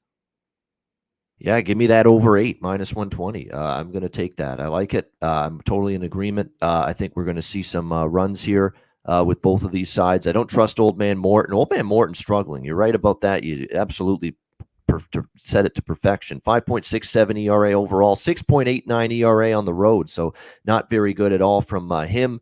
Keegan Thompson, okay, you're going to look at the Wrigley Field numbers and see 1.8 ERA at home. And yes, that is very impressive. And maybe he's going to come back at home, pitch better, but not against this Atlanta lineup. They're feeling it right now. They're swinging the bats very well. I cashed a bunch of overs with Atlanta in the last series against Washington. He got roughed up. 12 runs in the last 3.2 innings, by the way, for Keegan Thompson against Baltimore and the Yankees. So, the Cubs bullpen is just been overworked as well. I mean, they haven't gotten much length from their starters. I mean, you look at the recent starts here. Hendricks only gives them 5 against the Padres. Killian only gives them 4 innings. Swarmer yesterday, 3.2 innings. That is a bullpen that is just absolutely taxed right now. That's bad news. Now, the heat and humidity has moved out of Wrigley Field, but, the wind is still moderately blowing slightly out. Not fully out, which is why the total's lower, but slightly out going into this game. So I think we're going to see runs here over the total for me. Another official over. You are locked in. You got the last 8 on the board. Interesting. A lot of people believing that, there's going to be runs here, and a lot of people backing the Braves. But some interesting points coming in from our chat. First off, Raymond Reichart says, win coming in and all the money on the over makes me nervous. And then Connor Hurdy Kelly says, Braves batting around 211 during the day and worse overall on the road. But we're not talking about a very high number. No. We're talking 8. And this Cubs bullpen is being terrible. I can understand why you are on it. Damon Santori says that Cubs pen looks like a AAA group. Short shot Timmy is telling me not to back the Nats in game 2 under any circumstances. It's tough. But He's definitely someone you might want to back, Espino, but it's just you're going up against this Philly team. It's again 12 out of 14 they've won, and they've just been like a freight train since the managerial change. So it's, at least for me, it's difficult to fade them at the moment. no, I hear you guys. And the trigger hasn't been pulled, and I have pulled 6 triggers already. So we'll see. We'll see. There's picks from Dave. Great to have you joining us. Let's keep rolling. Babano's locked in on the over 8 at -120. Now, Babano and I are going to break down every single game on the card, but then we have 4 best bets in MLB coming to us from DJ Big Boss. So you're going to get the little double-decker baseball action. Let's go to 6:05 p.m. Eastern. Tampa Bay Rays 35-28, 14-15 on the road at the Baltimore Orioles 28-37, 15-15 at home. We're at Camden Yards in Baltimore, Maryland, and it's Wizard of Boz again. God, I can't wait to watch Shane Boz pitch. And I tell you what, I don't know what the hell we're going to get from the Wizard of Boz. You guys remember 12th overall pick in the 2017 draft by the Pirates out of high school in Texas. The Wizard of Boz was in that horrific trade. Was it the Archer trade? Yeah, I think he was part of that. Yeah, which is going back in retrospect. Yeah, good trade, Tampa. What else is new? Oh my God, what a trade for doing! They got Meadows. Yeah, they got Austin Meadows. Yep. They got the Boz. Who's this 6'9" pitcher? Who's got Tommy John this year, but whatever. We'll keep going. So, but the Wizard of Boz was a big piece of that puzzle. And in 2021, holy shit, Pittsburgh Pirates traded Glasnow. Yeah, Glasnow, of course. Yeah, Glasnow, Meadows, and Boz to the Rays for Chris Archer. Unbelievable! What a bunch! Holy shit, Boz a future up, and don't worry about his last start. He's going to be fine long term. I'm not too worried about his last start that he was bad, but Boz goes to Tampa. Meadows goes to Tampa, and Glasnow, although I'm worried about Glasnow, these recurring injuries are concerning for Glasnow, what he's going through right now. But we know when he's on top of his game, he's one of the best. Yes, and again, Adami's been giving us this stat, and it's been working heavily. It doesn't work here for Tampa Bay, Baltimore, but it works for the you'll see it throughout this card. Non-divisional road favorites are hitting at 67%. Okay, let's go back to this Rays Baltimore spot in Boz. This is the issue I have with Boz. He was so good in 2021. Why didn't he break with the club this year? 2-0 in 2021, 2.03 ERA, 0.68 WHIP. And now, look, it's just 13 in the third innings. The only time, so he got hit 6 hits against them. 3 of them were solo shots. But he had 18 strikeouts and 3 walks, and he only allowed those 3 earned runs. So why does he not break with the club? In AAA Durham for the Bulls, he started 4 games. He's gone 13 innings, 2 earned runs, 8 hits, 1 homer, 20 Ks, and 4 walks. Julian Cesario is also on the Braves -1. That fits the non-divisional road faves situation with the Braves at the Cubs. So I like it. Occupancy took a double with the Wizard of Boz, full game money line, and McGee to win the fight. Interesting there. Going up against Dean Kramer, 1-1, 3.86 ERA, 1.29 WHIP, 9 in the third, 5 Ks, 3 walks, 1 home run. His last start was a 10-7 win at the Royals. He went 5 innings, allowed 4 hits, 2 runs, 1 earned, no homers, 2 Ks, and 2 walks. The Rays are hitting just 222, 656 OPS versus righties, and it's a problem. They're just not scoring runs. Orioles are hitting 232, 685 OPS versus righties, but we just saw in the Blue Jays series that their bats are starting to wake up, and they do have potential for their bats to light up. Rays bullpen being so good this year, 3 ERA, 1.15 WHIP, converted 18 of 32 saves. Orioles bullpen being good too, 3.29 ERA, 1.25 WHIP, have converted 13 of 18 save opportunities. Sammy Calmer on the over 8.5. 8.5. I love it, Roger that. Let's keep eating. Everything's rolling real nice right now. Okay, so let's take a couple looks here. First, we're going to look at the weather in Baltimore. 89 Fahrenheit. It feels like 91. 14.3 miles per hour left to right. it starts creeping in by the end of the game, but it's basically left to right. Take a look at the cash flow here in this, or sorry, the cash flow come next. Well, line history. The best line on the legal American market was at minus 135 for the Rays, and now they're up to minus 160. So a big move towards Boz. This total opened up at 9, and a bunch of books have moved it to 8.5. Bunch of books have moved it to 8.5. Eric Jones asking what the weather was like in Wrigley. It's 79 Fahrenheit, 9.2 miles per hour in diagonally in, not straight in, and it stays between 9 and 9.2 miles per hour. So it's not great offensive weather over there in Wrigley. And Dom Ricci says 15% ROI on that non-division road favorite. Coin says this Rays O's is a tough cap. I'm interested to hear Bobano's take. I'm just going to give the cash. And I say that because the Orioles, obviously the Yankees have had the Orioles number over the last few years. But this is a young team that this year has been stepping up in divisional games. They just stepped up against the Blue Jays. Why wouldn't they be able to carry that over with their sticks here against a fireballer in Boz? Let's just talk about the cash and then hand it over to you, Bobano. This is the cash. We have 8,788 tickets in. 73% of the tickets and 92% of the cash on the Tampa Bay Rays. 33% of tickets and 80% of the cash on the under. Very interesting. Floor is yours, Bobano. Rays O's. Yeah, I'm gonna take the over. I'm gonna make it official. I feel I've got my worries because I think Boz is good and gonna be really good, and he could just flip the script and just shut down this team. He's capable of doing that. But I think you're right. They hit fastball pitchers very well, the Orioles, and I like what I'm seeing out of their offense right now. They play hard. I'd actually lean Orioles if I had any faith in Dean Kramer to pitch, unlike Cosmo Kramer. I would have a lot more faith. But I'm not a big Dean Kramer guy. But Baltimore as a home dog is going to be appealing, moving forward. I mean, this team is playing hard. They've got Mateo. They've got Mullins. They've got 2 speed demons on the base paths. They've got obviously Mountcastle just destroyed the Blue Jays pitching like he always does.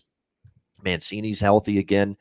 The Adley Rutschman, the young blue chip prospect catcher of the future who struggled at the plate early is starting to get it going a little bit. I mean, this is definitely going to be, I think, a situation where the Orioles are going to make people some money down the stretch, and they've already done that this week if you took them against Toronto. So I do lean a little bit to the Orioles here, but I'm going to at 8.5. It's all about where the number is. At 8.5, that looks light to me because Baltimore's hitting, their bullpen's coming back down to earth a little bit. Boz was awful last start. He could be much better, and we could be looking at maybe 5-2 Tampa Bay or something, or 5-3, and it stays under. I get it. And Tampa obviously has a good bullpen, but I'm going to take a shot here, 8.5, just because Baltimore's been trending over the total. I like riding teams that are going over the total every game. I think Baltimore's gone over now in 6 straight coming into this game. And believe it or not, with Boz's last 3 starts, Jimmy, they've got last 3 starts for him dating back to last year have gone over the total. And it's not like he's been pitching deep into any of these games. His high water mark in terms of innings pitched in a start is 5.2. And the other starts were 5, 2.2, 2.1, and then 2.1 earlier this year. So you may not get Boz for a whole long period of time in this start. So I'm going to go over 8.5 here, minus, I think it's 120. Yep. No, I can get you minus 114 at Circa. It's minus 116 very good. at Pinnacle. Even better. So yeah, get you that minus 114. Fuck, man, I want to watch Boz pitch live. I want to go to an empty Camden Yards with Von Polo. If there's anything, if I could pick one thing to do tonight, I imagine it would be sitting here at Camden. I still have never seen a game there. I cannot believe the stadium was built a year after this fucking behemoth shithole called the Rogers Center. Price-wise and momentum-wise, I want to take Baltimore, but I can't bring myself to take Kramer over Boz. I can't. And Billy Friedrich found a minus 113. I see backstage we have and he's looking pretty good. Hey, he's looking pretty good. Maybe he will make an appearance at some point, but he doesn't look so worse. And I'm sure he's got stories for us. Good says no Amber Alert. Jose's having lunch with his mom. That's what Good says. Suck it up and move on. That's what I got to say. Life goes on. Yeah. Oh, blood D, oh, blood da. Pretty good. I won't force him on. I'll let him do it at his own leisure, but I'm sure he has stories to tell. Oh, there he is. Hello, pals. Hello, pals. Still in one piece, Jose. Good to see.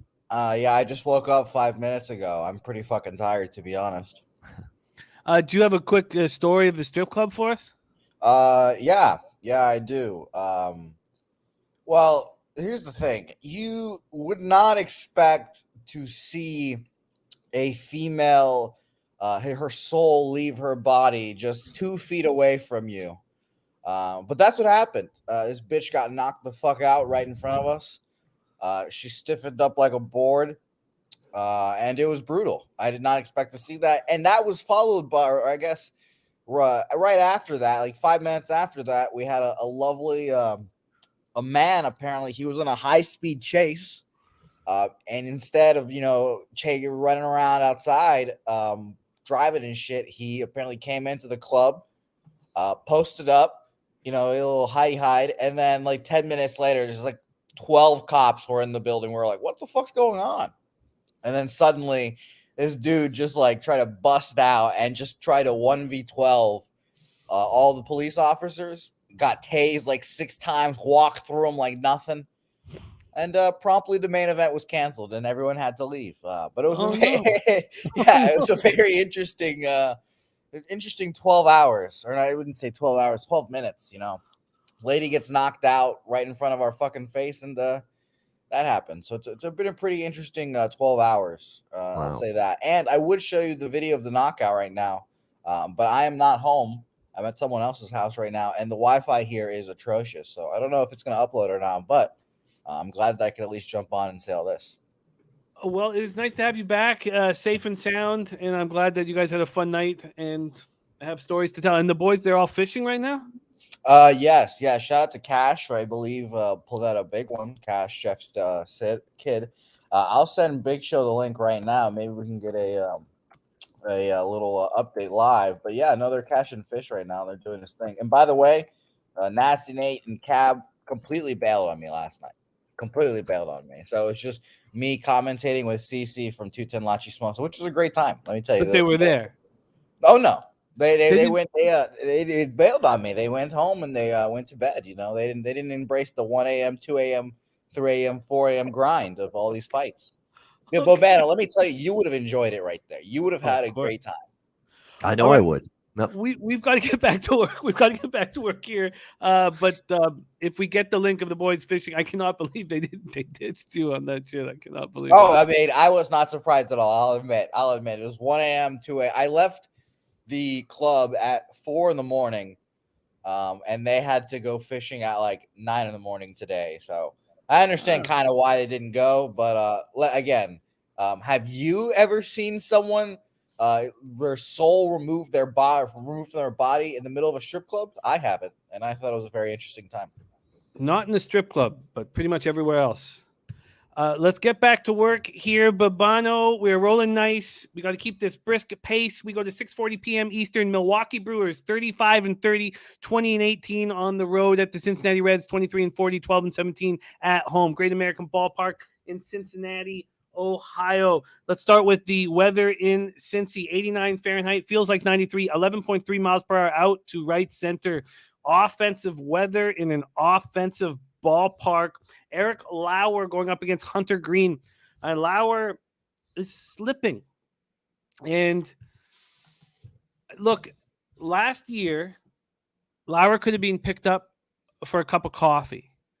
And he became an extremely important member of this rotation, that went, into the playoffs. And then this year he started out really strong as well. And it's hard to figure it out. It's just hard to figure out exactly what changed with him, why he was such a gas can before, and then he became a really strong pitcher. His last start, he got touched up. 5 innings, 7 hits, 8 earned runs, 3 homers, 2 Ks, 4 walks, in an 8-6 loss at the Nationals. And then you have Hunter Green, the fireballer, who looked really good in his last start. 5-4 loss at the Cardinals. He went 5 innings, 2 hits, 1 earned run, no homers, 7 Ks, and 2 walks. I mean, he's still sitting with a 5.10 ERA, but 79 Ks in 60 innings. Look, he's allowed 15 home runs in 60 innings. So he allows a home run every 4 innings, but he's got a ton of talent. The Brewers versus righties, this number continues to drop. 238, 719 OPS. Reds versus lefties, 247, 708 OPS. This Brewers bullpen is good, but we thought they were going to be elite, and maybe they end up elite. 3.66 ERA, 1.21 WHIP, 24 of 32 save opportunities converted. Reds bullpen, 5.15 ERA, 1.44 WHIP, have converted 13 of 22 save opportunities. Coin said, just put some Cincinnati first 5 money line minus 120 in my pocket. Says Green is starting to figure it out. Yep. So let's take a look at the line history here. This is from the Action Network. Opened up at 8.5. Now we have a 9.5. Possibly weather related. Very offensive weather here. Then the Reds opened up as plus 100. Now they're a pick'em at almost all of these books. So let's take a look at where the cash lies and see if it all correlates here in this Lauer Green spot. We have 8,246 tickets in. 21% of the tickets, 30% of the cash is on Hunter Green.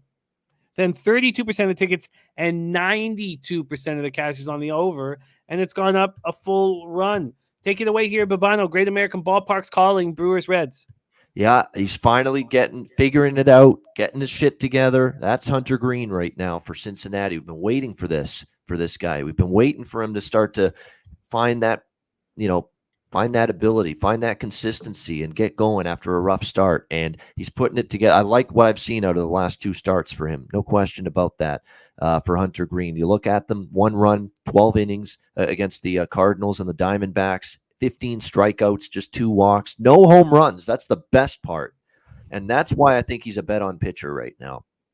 No home runs allowed in the last 3 starts after getting just crushed by the long ball for much of the early part of the season. So he's done pretty well with that.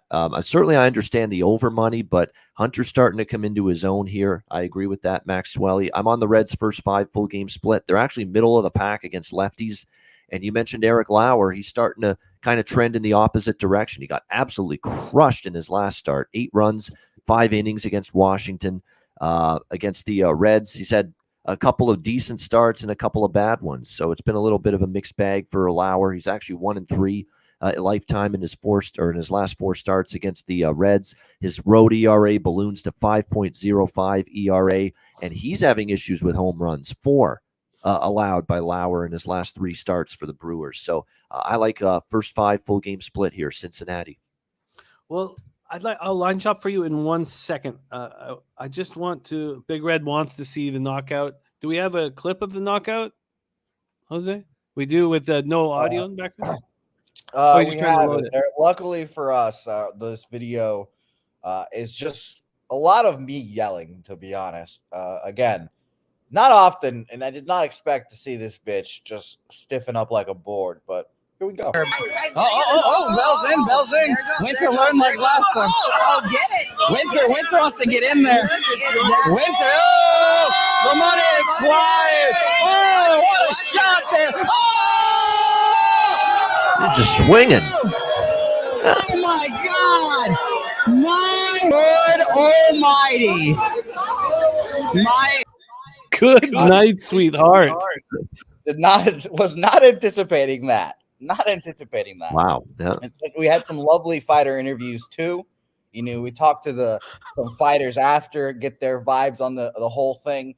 Unfortunately, did not talk to the man who walked through 8 tasers, but I'm sure he's having an interesting morning right now as well. Oh man, I wish I was there. How does a guy like Nasty Nate not show up to that, man? Jesus, that looks like heaven. Okay, now Lauer. If we go down Lauer's recent starts, it was his second time facing the Nats within 5 starts. The last time he faced him, he went 7 strong and didn't allow a run. In his 4 starts before allowing 8 runs, he didn't allow more than 2 runs, but he only made it through 4 innings at Chicago. He only made it through 5 innings. He is sort of you don't want to see a lineup a third time with him. But do you feel like that was that he's going to start getting touched more, that was a sign of what's to come from Lauer? Because I'm not so sure, and either is Dommy Gun Ricci. Dommy's on the Brewers here. So you think that there's issues with Lauer moving forward and he's fadeable? I've never been enamored with Lauer. I've not been. I've never been impressed. Never. Even when he's, got this, 3 ERA, sub 3 ERA he had at times, the last year or two. I just don't look at his arsenal as like, wow, I'm really scared of that. And look, he's very crafty. You got to give him that. He's got guile. He knows how to mix his pitches, change speeds, kind of keep hitters off balance. But I think long term, it's not the kind of pitcher that I'm like, yeah, well, I think long-term success is in his future. And I like the way, the Reds are starting. The Reds have actually played better since that horrible start. And I just think, they got the better arm here, Green. But of course, we know the Reds bullpen's susceptible. So that's why I'm splitting it up first 5 full game. And I committed to betting on Green after seeing his last start. He had that one good start, and I'm like, no, I got to see it again against St. Louis. And he pitched terrific against St. Louis. Now I'm ready to, get on this Hunter Green train starting tonight. And if I cash tonight with Green, I'll probably back him a few more times. What a difference between the first 5 and the full game. And for good reason, but huge difference. I don't remember seeing Pinnacle have this big of a difference. Reds first 5 at Pinnacle's minus 126. Full games minus 102. 24 cents of difference. If anybody can find a better line, I'll also look at Circa to see if we can get that. The Chameleon, the reason is because Jose was calling boxing matches till 4 a.m. Hot female boxing matches with big tits all over the place. Yeah, titties were out. Titties did pop out. So that is a Foxy boxing. That's the most legitimate excuse I can think of. And anytime Jose wants to call boxing matches at the strip club, he doesn't have to show up the next day. Well, you want to hear what the next big event they're having there? What is it? It's an ass slapping contest. The loudest slap ends up winning. Jesus Christ. Get me in there, coach. Mm-hmm. Been training all my life for this shit. You should see the hand marks I leave all over my girl, man. I don't. I truly don't. I hope someone takes that out of context. God, I got this fucking this wind up, this whipping wind up, this like all the way up and then just oh God, that's the sport for me, man. That's the sport. That hurts my rotator cuff just looking at it. And we missed the slap contest by a minute, just straight up slapping each other in the face. I don't. That doesn't appeal to me. But ass slapping. It definitely appeals to me. I want to see some women get slapped in the face and see how they recover. I don't. I want to see that sport right there. I don't. But let's stay focused here. But great stuff from Jose. 7:05 p.m. Eastern. Next up, San Francisco Giants 35-27, 16-13 on the road at Pittsburgh Pirates 25-37, 13-17 at home. We're at PNC Park in Pittsburgh, Pennsylvania. We will start with the weather in Pittsburgh. 80 Fahrenheit, 10.6 miles per hour out to right center. Dies down to 7.6 by the end of the game.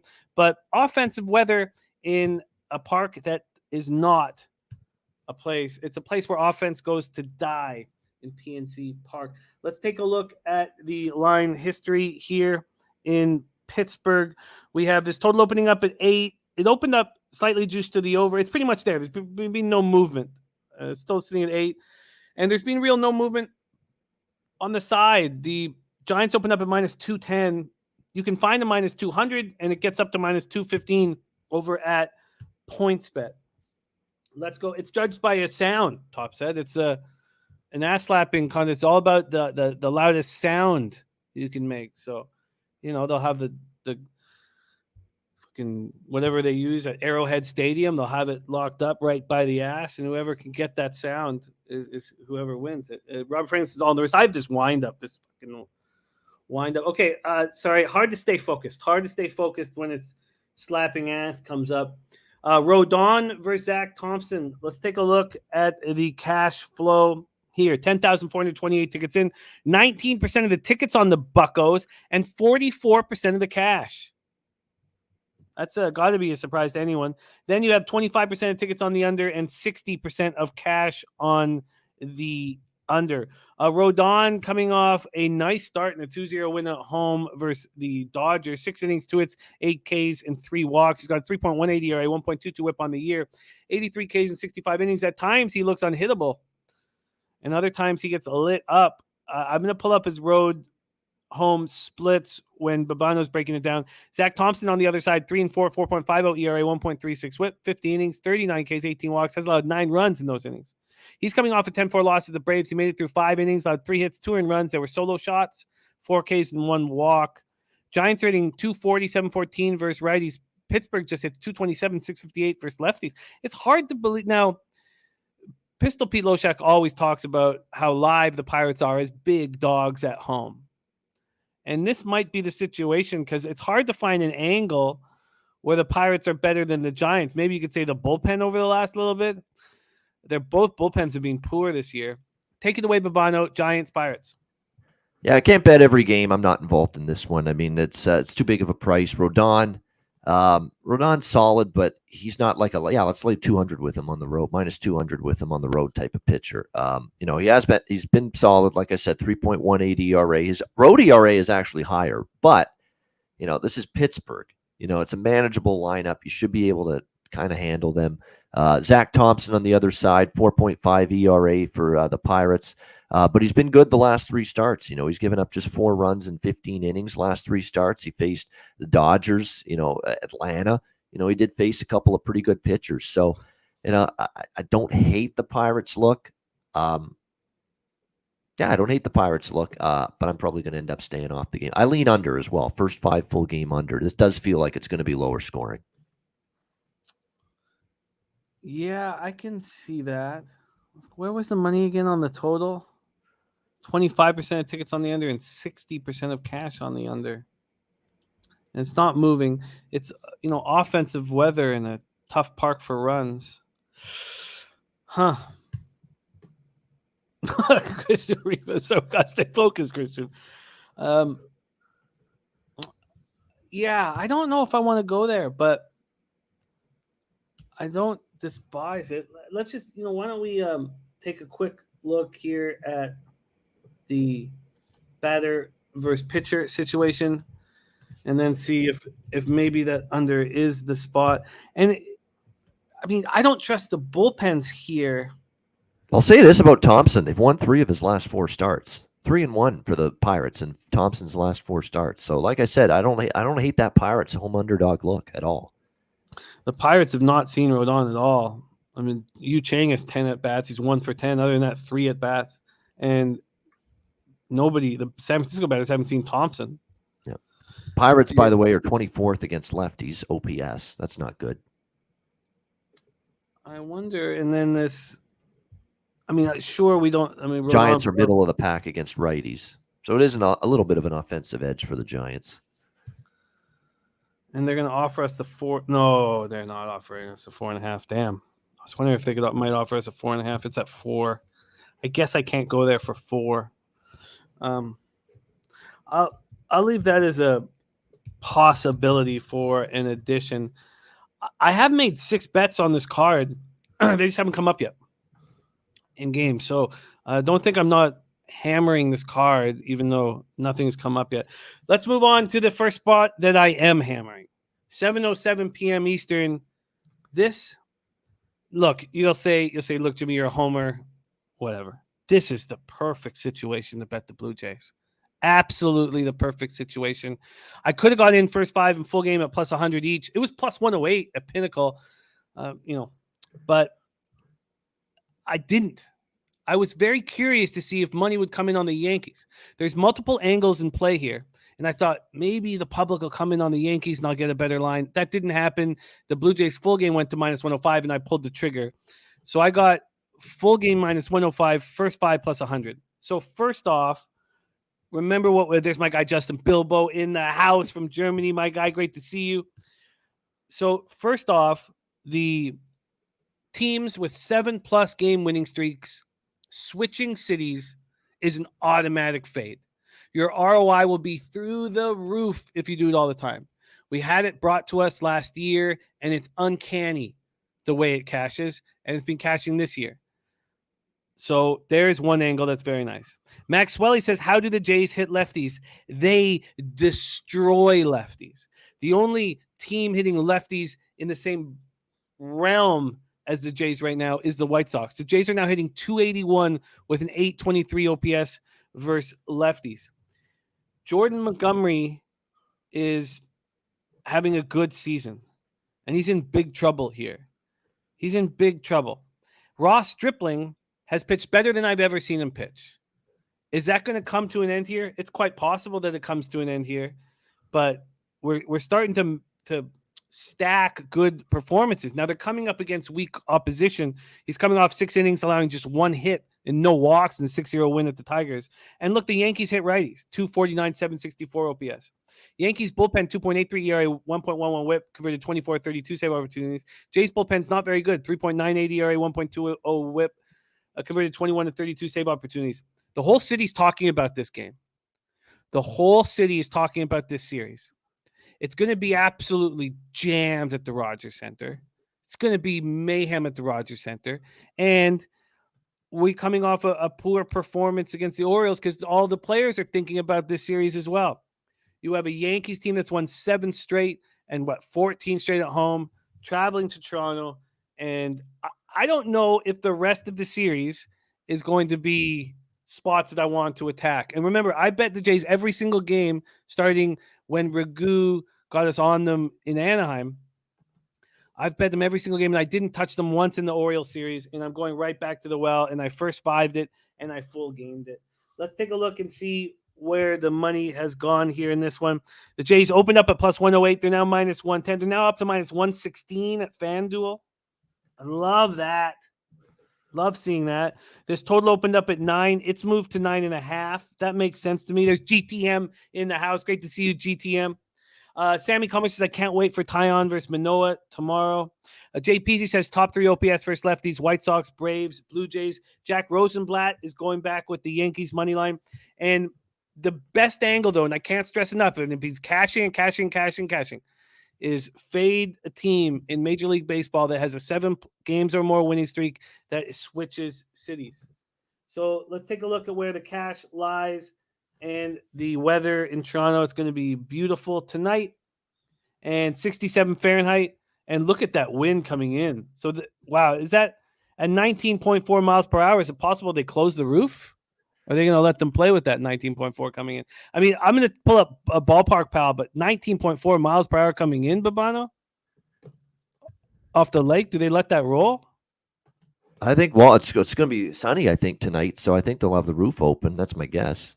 19.4 miles per hour coming in, and the total's gone from 9 to 9.5. Let's just take a look at the cash before we give Bobano the floor. 5,434 tickets coming in. 55% of the tickets, 71% of the cash on the Yankees. I was hoping it'd be more than that. 68% of tickets, 79% cash on the under, and yet it's gone from 9 to 9.5. Take it away here, Bobano. Big game in Toronto, Yankees, Jays.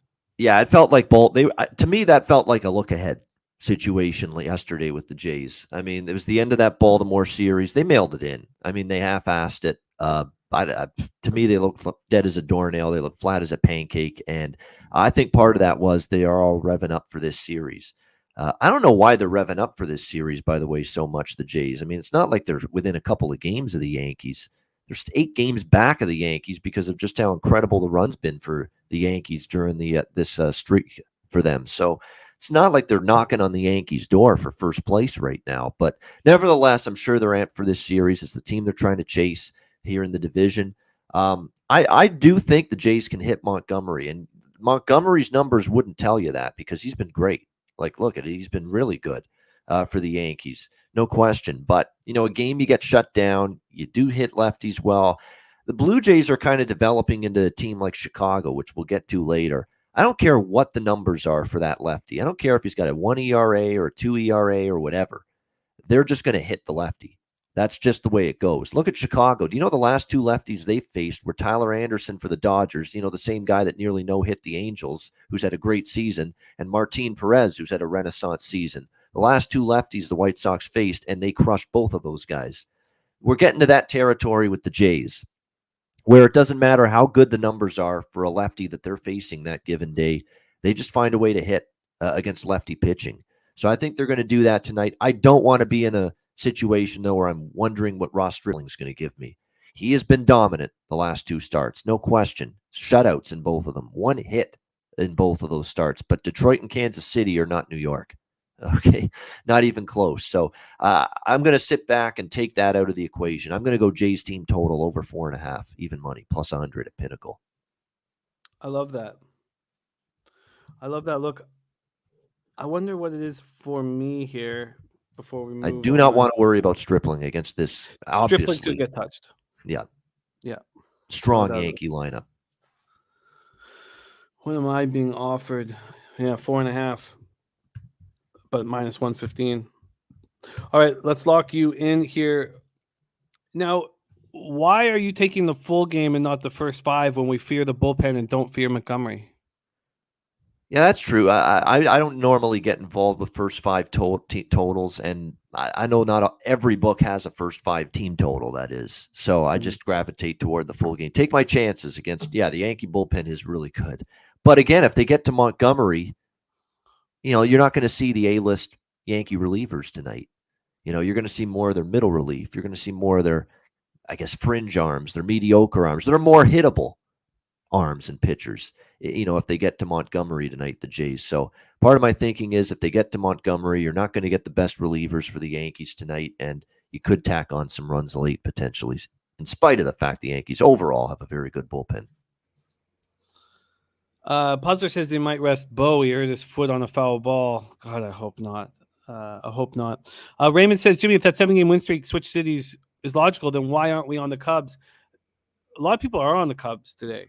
It's starting to come back to the Braves, but earlier today, now there's 29% of the tickets. It was 21, I believe, and 32% of the cash. So the bigger bets have come in on the Cubs. A lot of people bet this blindly. I don't bet it blindly. And the Cubs have looked. I don't know how you can back Keegan Thompson after the last 2 starts that he's had. But it's a very good point that you make and important to mention. If you feel that this is an angle that is so profitable, why aren't you taking it in another spot? It's a very important thing. So thank you for mentioning it. But so we have it locked in for Bobano. Full game team total over 4.5 plus 100. And it's up to the Jays are up to minus 114 at Circa. They're up to minus 109 at Pinnacle. And I told you already, 71% of the cash on the Yankees. I know whenever there's a situation like this, I know that it's like Razor Sharp Picks can sense it. He's at work right now, and he just went like this, and he's now moving over to bet the Jays. Okay, let's keep rolling. Officer 50 Yashala says, I can't go against my Yankees. I'll lean full game over, or I'll pass. Stripling under 4.5 Ks. Coin saying Yanks 1-5 in Montgomery's road starts. It's a double up spot for me. Toronto Blue Jays, first 5, full game. Bo Jackson says Chapman is heating up for the Jays. God, the high heat. The guy just can't lay off high heat, but he's such a spectacular defensive third baseman that we haven't had anything like him since Scott Rowland. And if he wants to hit 220 and get some RBIs and some jacks for us and play spectacular in the field, we will take it. There's Razor Sharp Picks right there. Feels like a gambler's first glance spot. Okay, there we go. That is Yankees Blue Jays. We move on to 7:10 p.m. Eastern. Miami Marlins 28-33, 13-19 on the road at the New York Mets, 42-23, 21-9 at home at Citi Field in Queens, New York. Now, I was not sure if it was going to be Pablo Lopez, and it must not be. Right? Can we confirm that it's not going to be? There's Chris Smothers ready to get to work. It must not be Pablo Lopez. Is that confirmed? I don't think so. Okay. So I'm not sure. What does RotoWire say is going? Because they had Pablo Lopez before. I'm going to hit. No, they still have him, but I don't think it's going to be him. I agree can't with be that. him because they just wouldn't be at plus 165 if Pablo Lopez was starting on extra rest, right? Right. Okay, so we don't know who's pitching for the Marlins, but we know that Cookie Carrasco is on the other side. 7-2, 3.93 ERA, 1.22 WHIP, 68 2/3, 68 Ks, 14 walks, 5 homers. His last start was ugly. It was 11-6 loss at the Angels, 4 2/3, 9 hits, 5 earned runs, 2 homers, 7 Ks, 1 walk. We have Dami Gun Ricci in the chat, and look at that. See, I told you, I knew it. Gambler's first glance is Blue Jays. I've not talked to Razor Sharp Picks in 48 hours or so. Is Springer in for the Jays? We don't know, but we expect him in, and we expect that's why he was resting, so he'd be ready to rock for this crucial series. That's what we all expect here. Marlins versus righties, 254, 746 OPS. Mets versus righties, 270, 755 OPS. We can't really break this game down too much without knowing who's on the bump for the Marlins. I wonder if Tommy Gunn has something to say about this Met squad that's rolling. There's DJ Big Boss in the house. He will be joining us here to give us his best bets in MLB when we're done this card here with Bobano. Any interest, any thoughts, any angles? It's kind of tricky here. Take it away. Yeah, this one is tricky. I mean, obviously, we want to wait for a confirmation here with the pitcher for the Marlins. I'm tempted by a team total for Miami. Miami is shockingly one of the top teams in baseball against righties this year. 746 OPS, and the Marlins, which is, to me, I did not expect them to be top 5 against right-handed pitching at any point this year. But right now they are. So they've been very good. Carrasco for the Mets, he's had a nice season overall for the most part. Last start, he got roughed up a little bit, though. 5 runs, 9 hits, 4.2 innings against the LA Angels. He does have a pretty good track record of bouncing back after a bad start. You look at his trajectory this year. He gave up the 8 runs against the Cardinals, shut out the Braves in the next start. He gave up 4 runs, 8 hits against against Seattle, 1 run against the Rockies in his next start. 5 runs allowed to the Phillies. He shut out the Washington Nationals. So he's been a good bounce-back pitcher. Bad start, usually followed by a good start. So I might stay off that team total because of that. He's in a good bounce-back spot. Carrasco's had a propensity to bounce back after a bad outing. Lean Marlins team total, but obviously we don't know who's starting for Miami, so it's nothing official as of now. Yeah, that makes sense to me. Matty Ice says Miami hits righties. Tommy Gunn, is this a spot where because Bobano nailed it with, look at these numbers against righties all of a sudden for the Marlins. Is this a spot where we might want to take a team total against Carrasco? I'd love to hear your thoughts as well. That might be... I definitely lean that way. Yeah, I think that makes sense here. So I'm going to put... Okay, let's roll on. 7:10 p.m. Eastern. Next up, St. Louis Cardinals, 37-28, 16-15 on the road at the Boston Red Sox, 34-30, 15-15 at home. We're at Fenway Park, Boston. Let's see what we are dealing with from a weather situation in Boston. 78 Fahrenheit, 11.5 miles per hour left to right. It's very slightly out, but it kind of moves a little bit further out and a little bit further out as the game goes on. And, it's out to right field, by, 2 hours in. But at first, it's just kind of across the diamond. Wainwright versus Waka. This is a tricky spot. Let's start with the line history in this one. God, too many things over. Here we go. We'll start with the line history here. These are the legal American books. It opened up at 10. We now see 10.5 almost everywhere. BetMGM still hanging at 10. The huge move is to the Boston Red Sox. The Boston Red Sox opened, and I'm not sure exactly which book opened it at, but the best odds on the opening line were plus 115 for the Red Sox, and now it's minus 115. So we've seen basically a 30-cent move at these legal books. Let's take a look at the total here in the Red Sox spot. We have 8,297 tickets in, 66% of the tickets and 82% of the cash on the Red Sox and Waka, 54% of tickets and 64% of cash on the over. Wainwright coming in off a nice start at home versus the Reds, 7 innings, 8 hits, 3 earned runs, no homer, 7 Ks, 1 walk, 5-4, 2.84 ERA, 1.23 WHIP. He's been so good this year again. Amazing that he's doing it at 40.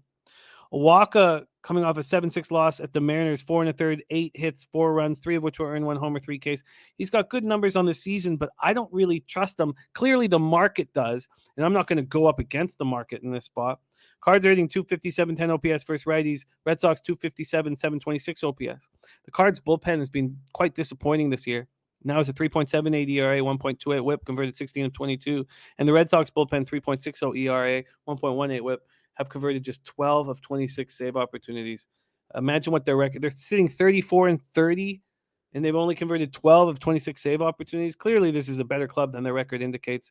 Take it away here for us, Ian. Cardinals, Red Sox. Yeah, against his former team here, St. Louis, for Michael Waka Flocka Flame tonight for the Boston Red Sox. I don't trust Waka. I'd certainly lean strong to St. Louis here. I'm not going to make it official because there's things I like better than this, but I do lean St. Louis here, first 5 full game with Wainwright. Wainwright's actually figured it out on the road. Fenway does concern me because the last 2 starts have been good, but he's given up 17 hits, in those 2 starts combined. So he has given up a lot of contact at Fenway Park. If you're giving up 17 hits in your last 2 starts going into a place like this, that could be trouble for Wainwright. But I still trust him more than Waka. Boston obviously losing to Oakland yesterday. I cashed a ticket with Oakland there. I definitely lean Cardinals here. I think Waka, that last start against Seattle where he finally got hit a little bit, I think the regression train is going to hit Waka a little bit. He's not keeping this up for the whole year. No way, no how. So lean Cardinals. Yeah, I used to love fading Wainwright on the road. Of course, it wasn't always successful, but you'd always get a nice number, and I didn't trust him there. You're right. He has changed those splits and changed that whole storyline. And now with all the money on Waka, I agree. There's other spots that I want to bet. And here is one of them, but I could not do it. Look, it's Treek Scooball Day. But something this is just not the slam dunk I want. And if you're watching the Rangers against lefties lately, they're hitting them hard. 242, 748 OPS now on the year. A Scooball coming off a 6-0 loss at home versus the Jays. He went 4 innings, allowed 7 hits, 4 runs, 1 homer, 5 Ks, 2 walks. Look, I don't blame him. The Jays are just raking lefties. But it's not like the Rangers are in a tough spot against, or not like the Rangers don't hit lefties. I mean, maybe they don't hit them quite like the Jays do. And then you have the Tigers team hitting 209, 572 OPS first righty. So you can't trust the Tigers to take care of business. I mean, this Tigers bullpen's been so good, and I was lucky to catch that 3-run double in the 9th inning. But I had a really good feeling that all I needed were a couple runs because the Tigers couldn't do anything. So we cashed the first 5 under 4.5, and then we cashed the Rangers -1. And this is a Gray Wolf is – we never know really what we're going to get. And 2 starts back. So Gray Wolf, 2 of his last 3 starts have been lights out. That middle start, we faded him. And it was a low shack angle. And it was a beautiful angle. Now he's coming off a nice start at the White Sox. And this is a tough spot. Lee Davis on the under 8 here. Let's start with the weather in Detroit. Get this weather in Detroit. Here we go. 81 Fahrenheit. And it's very offensive weather in a tough ballpark to get home runs, but 15.7 miles per hour out to left center or center. And it stays that way. It stays between 14.7 miles per hour and 15.7 miles per hour. So it's offensive weather. Now let's take a look at the line history in this Tigers spot. Tigers open up at -130. They're down to -120. And I get it. Look, I want to back Scooball all the time. I faded him. So this was Scooball Stripling last start. And I love Scooball, and Scooball's so much better than Stripling. But I was licking my chops. I got the Jays -140 on the money line and +120 on the run line. And I feel some similarities here, which make me not want to move on it. This total's gone from 7.5 to 8. Let's take a look at where the money lies in this one. We have they're giving slight line value. Remember, there's only of all these games, there's very little line value anywhere, according to Sports Insights, except full line value, game 1 with the Nationals, half line value with Keegan Thompson and the Cubs, half line value with the Diamondbacks in Arizona, and then about a 1/6 or a 1/5 of line value with Detroit here. 7,717 tickets in. It's all Detroit money, 73% of the tickets, 96% of the cash, and we have reverse line movement. Not heavy, not as much as we've seen in the Blue Jays game, but that's a red flag. Then 49% of tickets, 85% of cash on the under.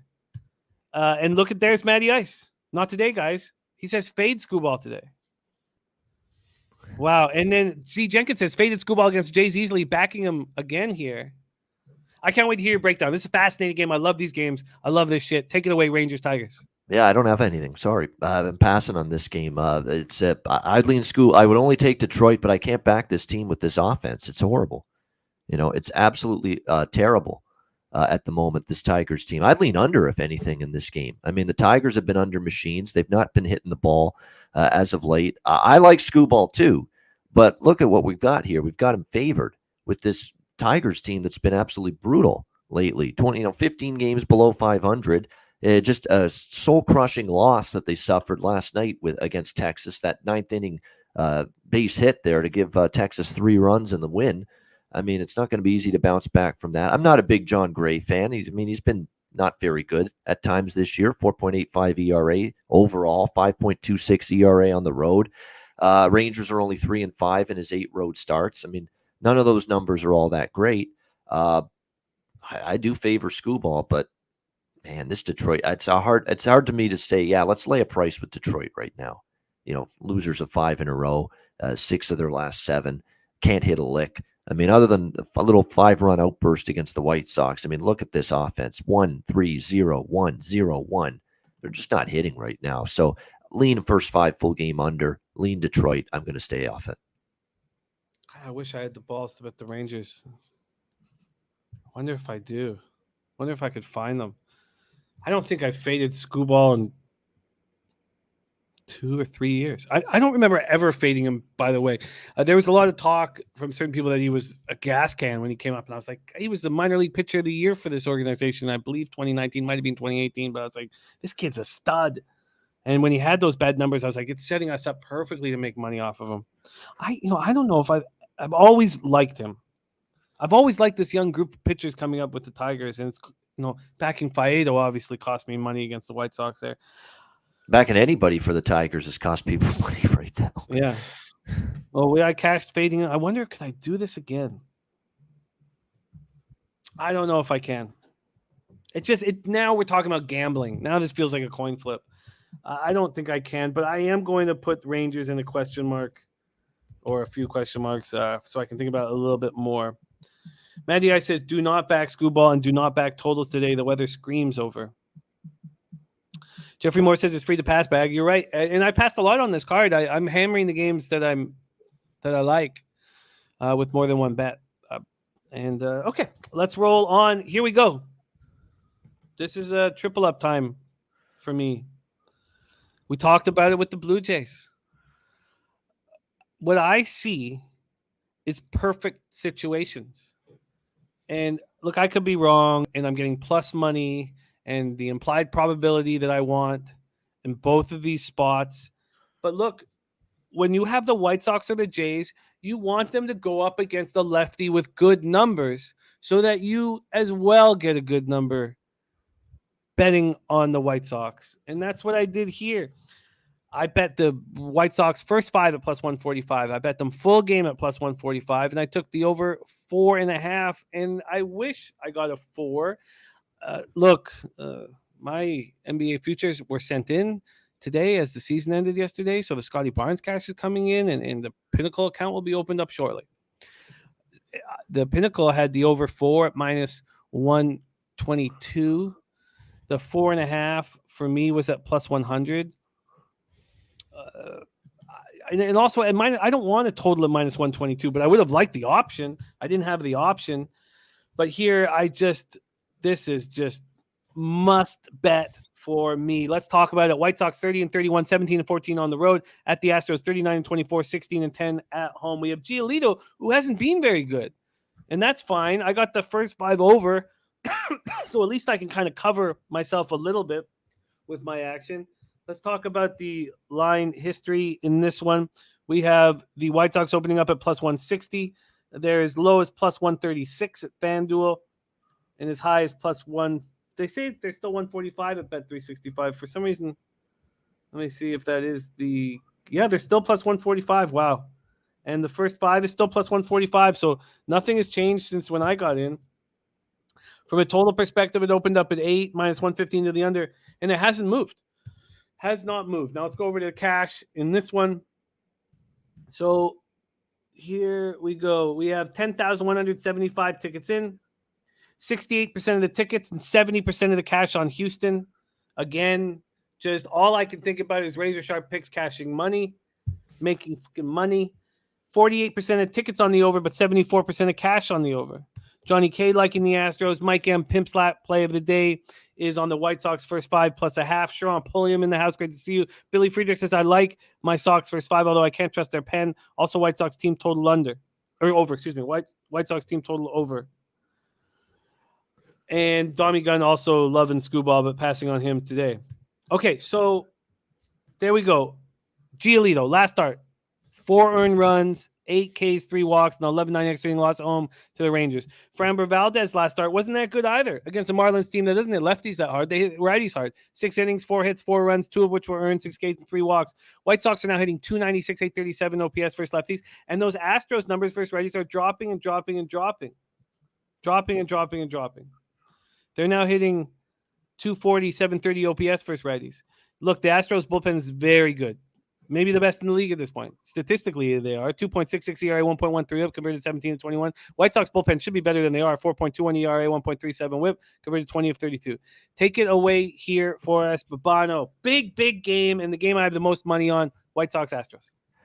Yeah, this is White Sox team total for me, over. This is White Sox first 5 full game money line split. I'm with you 100%, and I've said this about the White Sox. I don't care who the lefty is, good or bad or indifferent. And I know Framber Valdez is very capable, and he's had a nice season. They just crush lefties. Ask Tyler Anderson. Ask Martin Perez. Ask lefties that have had very good seasons how they fared against the White Sox. Not good. That's what they do. That's what they've been doing. And I trust the White Sox to do that again here. So I'm totally with you. I'm on White Sox team total over 3.5. Very good number with that. Excellent number to get over 3.5 with the White Sox team total. I'm on them first 5 money line as well, and full game money line split in this game. And I'm also going to get in on the over as well, which is 7.5 minus 125 at Wynn Sportsbook. So this is one of those games where it's kind of like you. I'm involved in a bunch of different facets, and I've done this now with the White Sox a bunch. We take the team total. We take the White Sox first 5 full game. We take the full game over, which I'm doing here with the 7.5 minus 125. So I like it. They just hit lefties. And Giolito hasn't been great either, though. Giolito's been hittable at times, and we know the Astros are a capable lineup. So that's also why I'm getting in on this full game over. So that's 1, 2, 3, 4 bets for me in this game. White Sox team total over.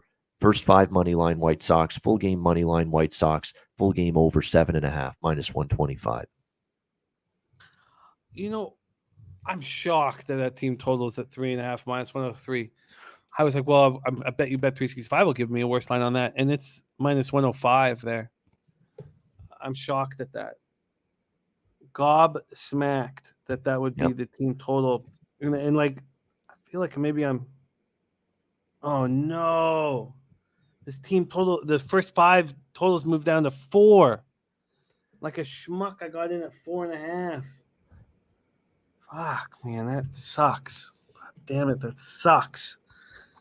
That 4 is only minus 115 to the over, and God damn it. Paul Taylor, the sailor, much love to you, says Leche Los Bookmaker. That'll get me out of my seething anger. God damn. What a mistake. All right, I got to go over Bobano. So Bobano wanted the full game over 7.5 minus 125. God damn it. Makes me want to smash the computer. Get over the anger.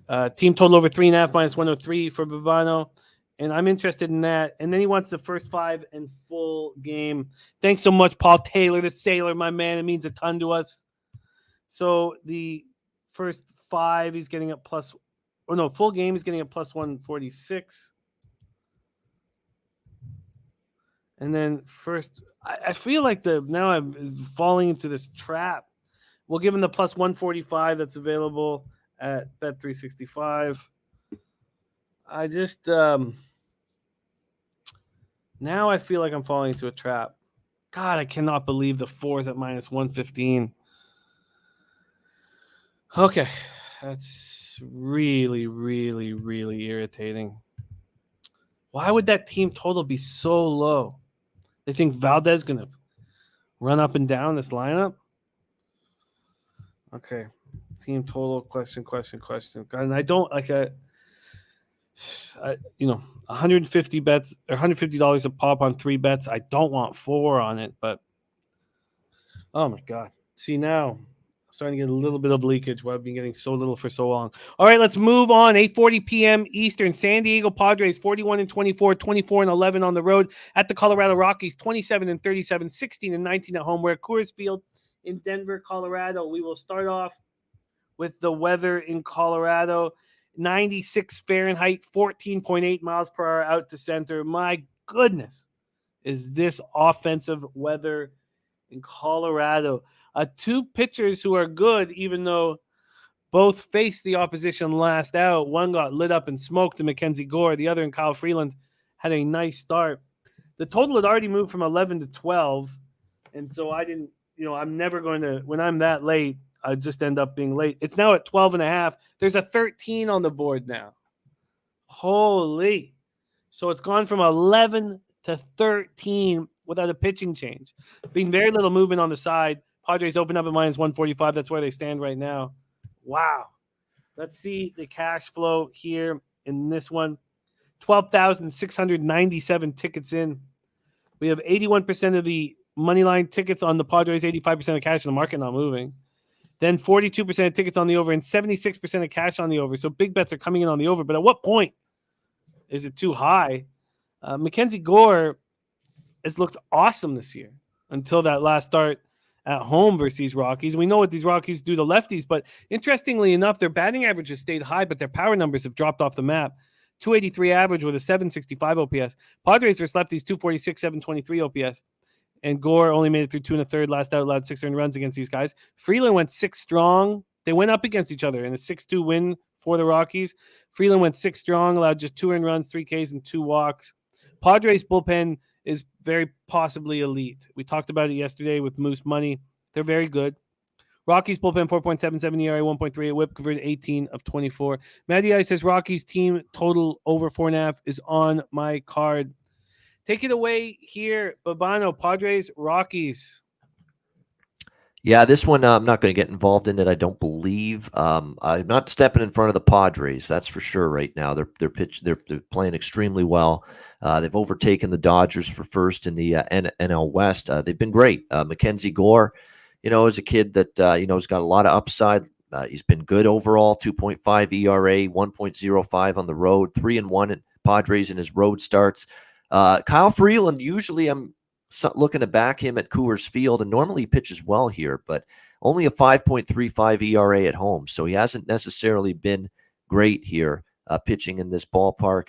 He did face the Padres earlier this year, though, and did fare well. In San Diego, it was, not in Colorado, but Freeland held them to 2 runs, 3 hits, 6 innings. Rockies won that game 6-2, so it's just a game where I actually think that a total is going up, and I understand why. Definitely, we're talking about the weather in Colorado, 11 all the way up to 12.5 now with this total, but seems a little bit high now. I think at some point maybe you got to look at the under.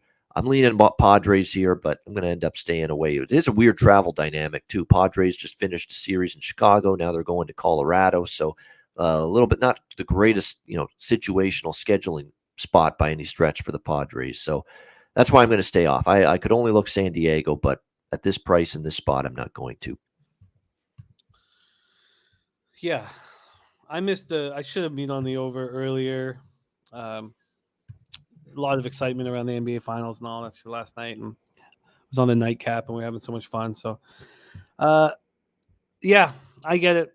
I'm still just sitting here. How could the team total be 3.5 for the White Sox, and how could that first 5 be down to 4? I feel like I've screwed up. Mike M. Pimp Slap plays the day in business here. He's on the first 5 under 7 in this one, and Billy Friedrich letting us know White Sox are 8-1-1 to the over 4 team total the last 10 games.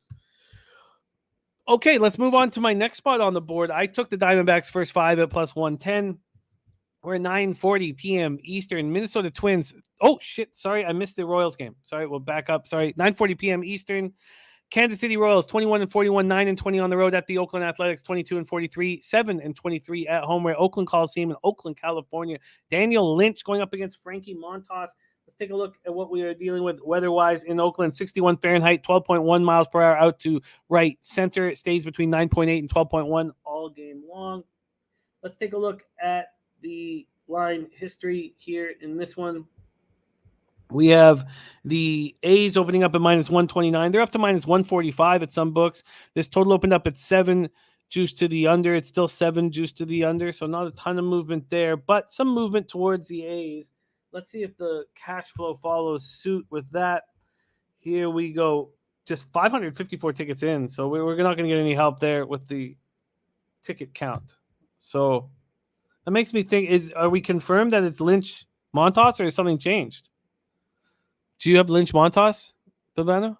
I'm looking right now. I see. I don't see on my screen who it is right now. I'm seeing neither pitcher announced. I do see Montas. I do see. I don't see anyone for Kansas City yet. So that's up. So it's not Daniel Lynch. I don't think it'll be Lynch. It could be Greinke. Greinke's expected to maybe come back. I think they're open the door for him to come back from the minors. Okay, so that's a crucial part in the cap here. We can talk about Frankie Montas coming off a tough start at the Indians. Got a lot. Indians get so much contact, and they got to Montas. 6 innings, 8 hits, 5 earned runs, no homers, 2 Ks, 1 walk. The Royals are hitting just 237, 661 OPS versus righties, and both bullpens are atrocious. Is there any angle, or do you need to find out who's pitching for the Royals before we can move on it? Yeah, it's when you look at these two teams at the moment, I mean, with Kansas City, they're not exactly murdering the baseball at the moment. 3-2-2 their last 3. Oakland is not exactly an offensive juggernaut, so lean under. First 5 full games, the first thought that comes to mind. Montas, pitching at home, he's very capable in this ballpark. I think he's had mostly good starts at home all season long, trending under in those home starts as well. So that's the first thought that comes to mind. We'll see who's starting for Kansas City. Obviously no official plays, but we'll lean under. Yeah, going to wait. And I wouldn't want to necessarily. I mean, if Greinke's the pitcher now on RotoWire, so I guess let's just check one thing very quickly here. Yeah, it's an elbow injury. He missed 2 turns in the rotation with a right flexor strain. That's not something that I want to trust him coming back with. So let's move on. 9:40 p.m. Eastern, Diamondbacks. First 5 for me. I got plus 110. And if I got it right now, it would be the same, plus 110. And it's pretty simple for me here. One, I was very impressed with Bummy's last start against the Phillies team that's smashing lefties. 5 innings, 6 hits, 3 runs, but only 1 was earned. And 4 Ks, 2 walks. It was a 4-0 loss. It was in Philly. I was impressed with it. And I like him here at home. And would it shock me if Smeltzer starts coming back to earth? The guy's got a 16 to 9K walk ratio. And yeah, he's got 3-0, 2.38 ERA, 0.97 whip, but he's coming off a start versus the Rays where he goes 6 innings, 4 hits, 3 earned runs, 3 solo shots, 3 Ks, 3 walks. If you're going to give me a spot with a little bit of plus money and I don't have to worry about Vig, I think it's worth taking, and that's what I did. Look, the Twins are a good baseball team, but 244, 696 versus lefties. Now, Diamondbacks are worse, 223, 649 OPS, but I believe that I have an advantage on the mound. And then the Diamondbacks bullpen I want nothing to do with. Bruce Hayward says Twins smack Bumgarner today. Matt Pollan says Mad Bum hasn't gotten a single run to support him his last 3 starts. He is the Tough Luck Award. And then we talked about this a little bit earlier and I bet it already, but it is a situation with half line value here, according to Sports Insights. And 90% of the money, 89% of tickets, 9% of cash is on the Twins. Everybody's on the Twins. And I'm comfortable being against that. Let's take a look at the line history to see if there's any reverse line movement that could give me a little bit more confidence. There is. The Diamondbacks opened up at plus 120. They can be now found at plus 105 at Bet Rivers and Sugar House. This total opened up at 9. The first 9.5 is on the board at DraftKings. This is a great spot. A great spot, I believe. Going against a spot where 90% is on the other side. There's no movement. Trust Bumgarner at home and think Smeltzer might get a little tired here at some point and come back to earth. Take it away for us, Bobano. Twins, Diamondbacks. Yeah, this one's interesting because I know the Diamondbacks are not good against lefties. They're bottom, 5 or 6 in Major League Baseball hitting lefties. So that may not be good news against Smeltzer. I keep waiting for Smeltzer to kind of hit the skids a little bit. Hasn't happened. He's been very good. 2.38 ERA, 2.81 ERA on the road. 4-2 the Twins in his 6 starts, 3-0 in his road starts, 3-0 in his last 3 starts overall. Bumgarner doesn't have terrible numbers, though, especially at home, 3.16 ERA. It's probably maybe a lean to the under for me as well.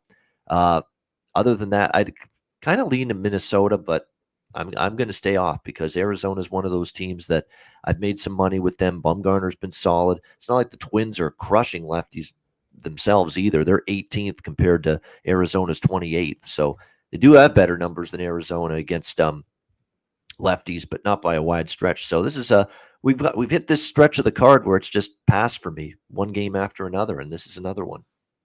Oh, you've got lots of action here, so don't worry about it. We've got plenty still. Yeah. Oh, yeah. Don't you worry about it. Yeah. Oh, yeah. It's all lots of great stuff here. So, okay, let's keep rolling. Jose, can you send DJ Big Boss a link, please, my man? We move to 10:10 p.m. Eastern next up. Los Angeles Angels 30-35, 13-17 on the road. Seattle Mariners 28-36, 14-15 at home. We're at T-Mobile Park in Seattle, Washington. Michael Lorenzen going up against Robbie Ray. Lorenzen 6-3, 3.45 ERA, 1.13 WHIP, 60 innings, 44 Ks, 21 walks, and 4 homers.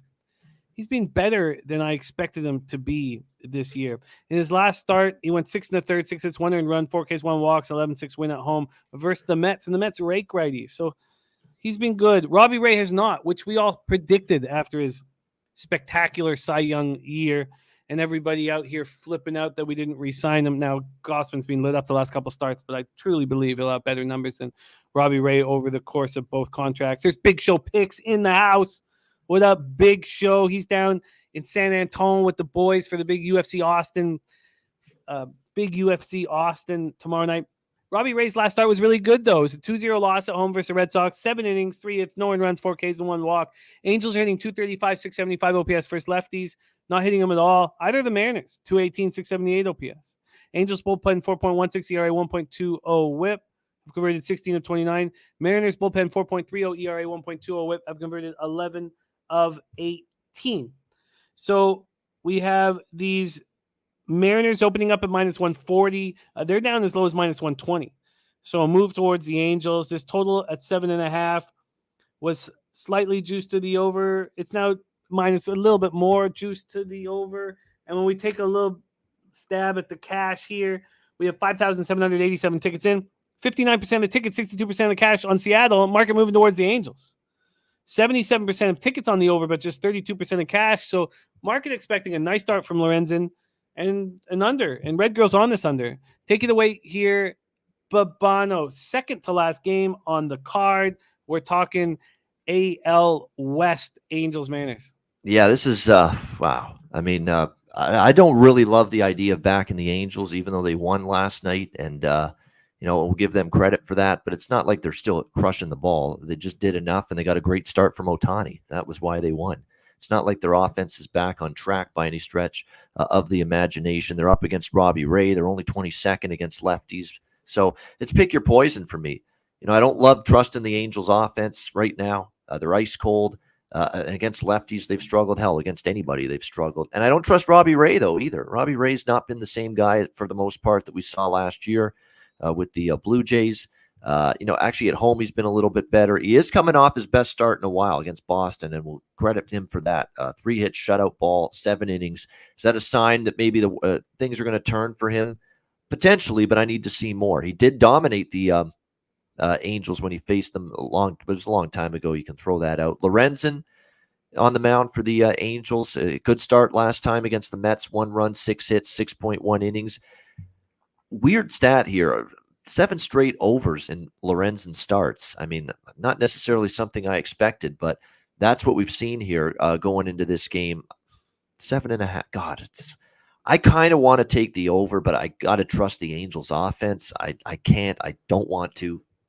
Another pass. I can understand why.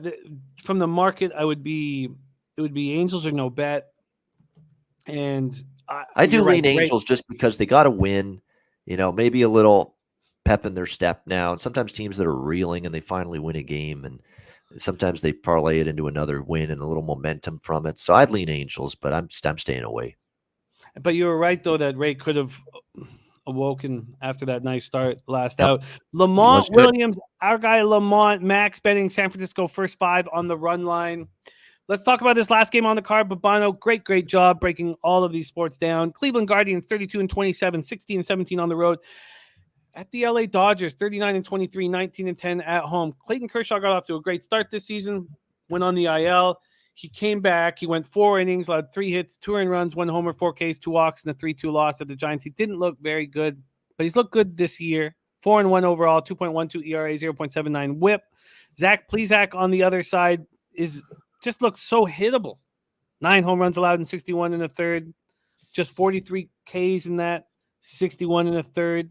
Coming off a loss to the A's, where the A's got to him. The weak hitting A's got 6 innings, 8 hits, 4 runs, 3 of which were earned, 2 Ks, no walks.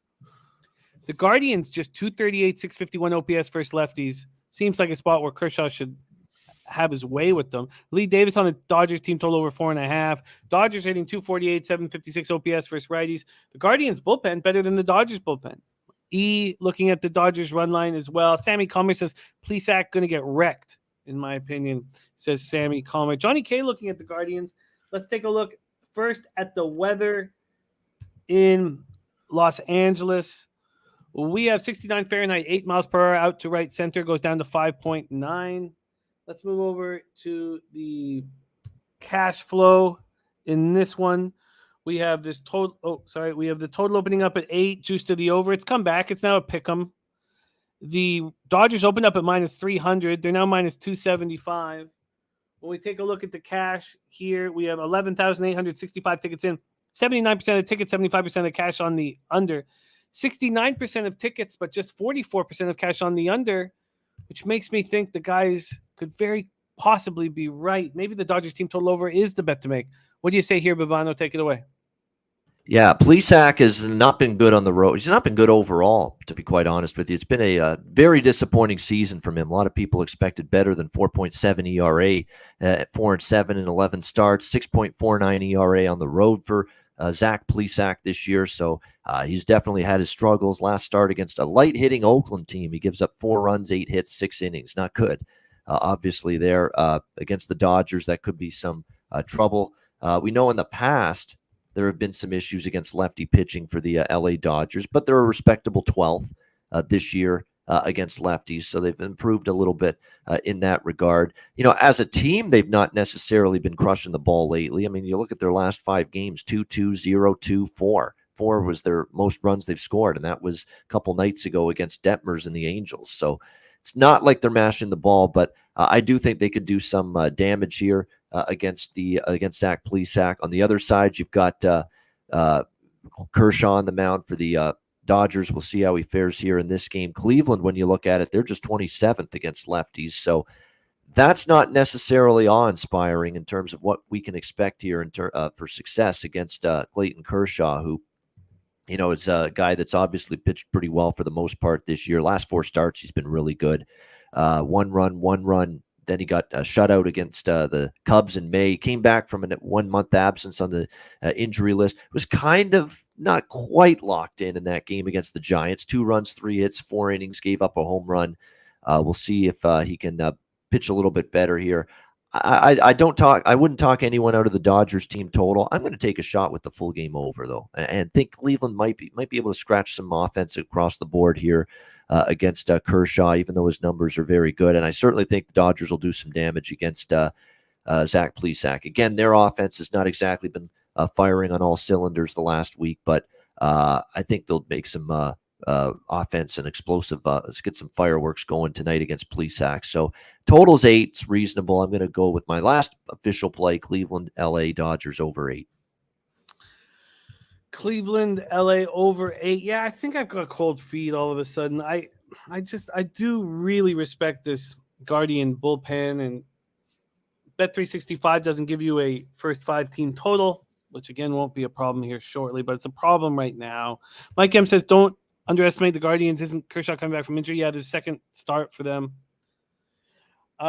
Deacon Mike, I think the weather has done something to the Pigeons because the fuckfests have really slowed down. It's been quite nice, quite peaceful around here. Let's see what we can get, Bobano, for the over on this last spot on the board. The full game over 7.5. Oh, no, that's the Angels game. Sorry. Over 8 at -105. Yep. Over 8. That's about the best I can see as well. So, yeah, we'll go with that. All right. And, oh, that's Bobano. Not me. Sorry. Okay. Great job, Bobano. Let's review all MLB action, and then I'll review all action, after the show or near the end of the show. Bobano got his day started with the over 10.5 in Phillies, Washington. We know that they got out to a 2-0 lead. What is happening now? Let's take a look. And it's 2-0, bottom of the first. So that's a nice spot to be in. Looking good there. I am interested in that's first 5 in backing Espino, especially if Philadelphia destroys them. I'm very interested in it. Ron Crawford's spreadsheet play today is the Braves -1. Dommy Gun took the Braves -1.5, and the Cubs team total over. And our guy Deacon Mike is back in action. He knows this Cubs team inside out. He's betting the Cubs to score over 3.5 at +110. Says Morton isn't that great. Wind blowing slightly out to right. And Jedi for Life's on the first 5 over in the Braves game. First 5 over in Atlanta, number 1 in batting average in the innings 1-6, and Cubs are number 4 in batting average innings 1-6. Bobano's on the over 8 in that game at -120. He's on the over 8.5 at -113 in Tampa, Baltimore. He's doubling up on the Reds. First 5 -126 and full game -102. Then I have some interest in this first game, full game under in San Francisco, Pittsburgh, and I think I may end up on it. The problem is the weather is very offensive in a stadium that's not set up for offense. Maybe that should just... How bad is it? No, it's not that bad. Goes down to 7 points. I think I'm going to move on the under. I think I'm going to move on that full game under. Bobano is on the team total over 4.5 at +100 for the Jays. And I'm on the Jays first 5 in full game. I got the first 5 at +100. I got the full game -105, and can't fucking wait. The Marlins team total over is a really interesting look. We talked about, we don't know who's pitching for the Marlins, so that's going to take a little bit more time. Cardinals, Red Sox, we stayed off. I have interest in Rangers, but do I want to go against Scooball? Do I want to trust John Gray? Gray coming off a nice start. The Tigers can't hit. I want to back the Rangers here full game. Do I want to go right back to a spot where I cashed yesterday? I don't know. So I'm going to have to sit with that a little more. Then we come to a spot where we are attacking. That's the Chicago White Sox against Houston. But this total's gone down. I got the first 5 over 4.5 at +100. It's now at 4 at -115. God damn, I would have much rather been on that. I got the first 5 at +145 and the full game at +145. Bobano's on the team total over 3.5 at -103. The over 7.5 at -125. The full game at +146 and the first 5 at +145. And I have interest in the team total over. Yes, I am. Oh, but Cheshire Cat, my fade of the Yankees yesterday was voided with the pitching change for the Yankees. So, but yes, I'm definitely fading the Yankees, who are on a 7-game winning streak and switching cities. Definitely. And I might add that team total over that's now at 3.5 -105 for the White Sox. Makes no sense to me. Padres, Rockies, we stayed off. Pimp slap play today. Number 1, White Sox first 5 +0.5. Number 2, Colorado, San Diego first 5 under 7. Royals, A's, we're staying off. I'm on the Diamondbacks first 5 at +110. And Bobano's on the Cleveland Dodgers over 8 at -105. Noli knows says Stripling looks good right now. He does, but this is a dangerous lineup. But I'm in it and on it. Absolutely great work, Bobano. I cherish these Fridays, my man. Enjoy the Ticats game tomorrow. We'll all be thinking about you. Home opener for your beloved Cats, the Tabbies, and I've bet them, baby. They're going to cash for us, man. I hope so. I hope that O-line figures it out, and if they do, they'll win. I love it, man. Thank you for rolling with us. Any last word? And great job, by the way, this year on NBA Pub Hub. You sure did that with aplomb. A spectacular show, best show in the industry. And Yeah, it was fun to watch you guys all work, and so many fun guys on that show. It was just brilliantly done. So congratulations on the success of NBA Pub Hub, and thank you for rolling with me on these Fridays. Any last words for the cappers supporting the show? Yeah, just about that. The NBA Pub Hub's a blast. They're like family to me, Ski and Dutch and Wham. It's just been phenomenal. Lots of fun, lots of laughs, lots of entertainment. Great analysis, too. We give you really good insight with the NBA all season long. I'm going to miss that show dearly for the next few months. Hopefully it's back next year here on Pub Sports Radio. But thanks to Ski, to Dutch, to Wham, to Durrell, to Jay Money, to Billy Briz. They also joined the show throughout the year as well. So it was a great show, a lot of fun. And obviously always fun being with you on a Friday here on Betting with the Bag as well. We'll be on Say Hey Plays with Jose a little bit more over the summer as well. So looking forward to all of that. Have a great weekend, everybody. Hit the like button. Thanks for watching. Cash some tickets. Have a great weekend. There he is, Bobano in the house. Now we have a little bit of extra juice. The triumphant return. We have not had enough of your next guest. Celebrated his birthday yesterday, and he is a star of Betting with the Bag and always has been Mr. Big Boss. There's a little picture of him celebrating. That's what the man does. That's what the man does. He's a man of the ladies, and they love him. And they're a little older, a little more weathered, but they love him. And there, just to the right of that goddess is our man, DJ Big Boss. Look at this harem that you have of just bourgeoisie. Big Boss, we've missed you. How are you, my man?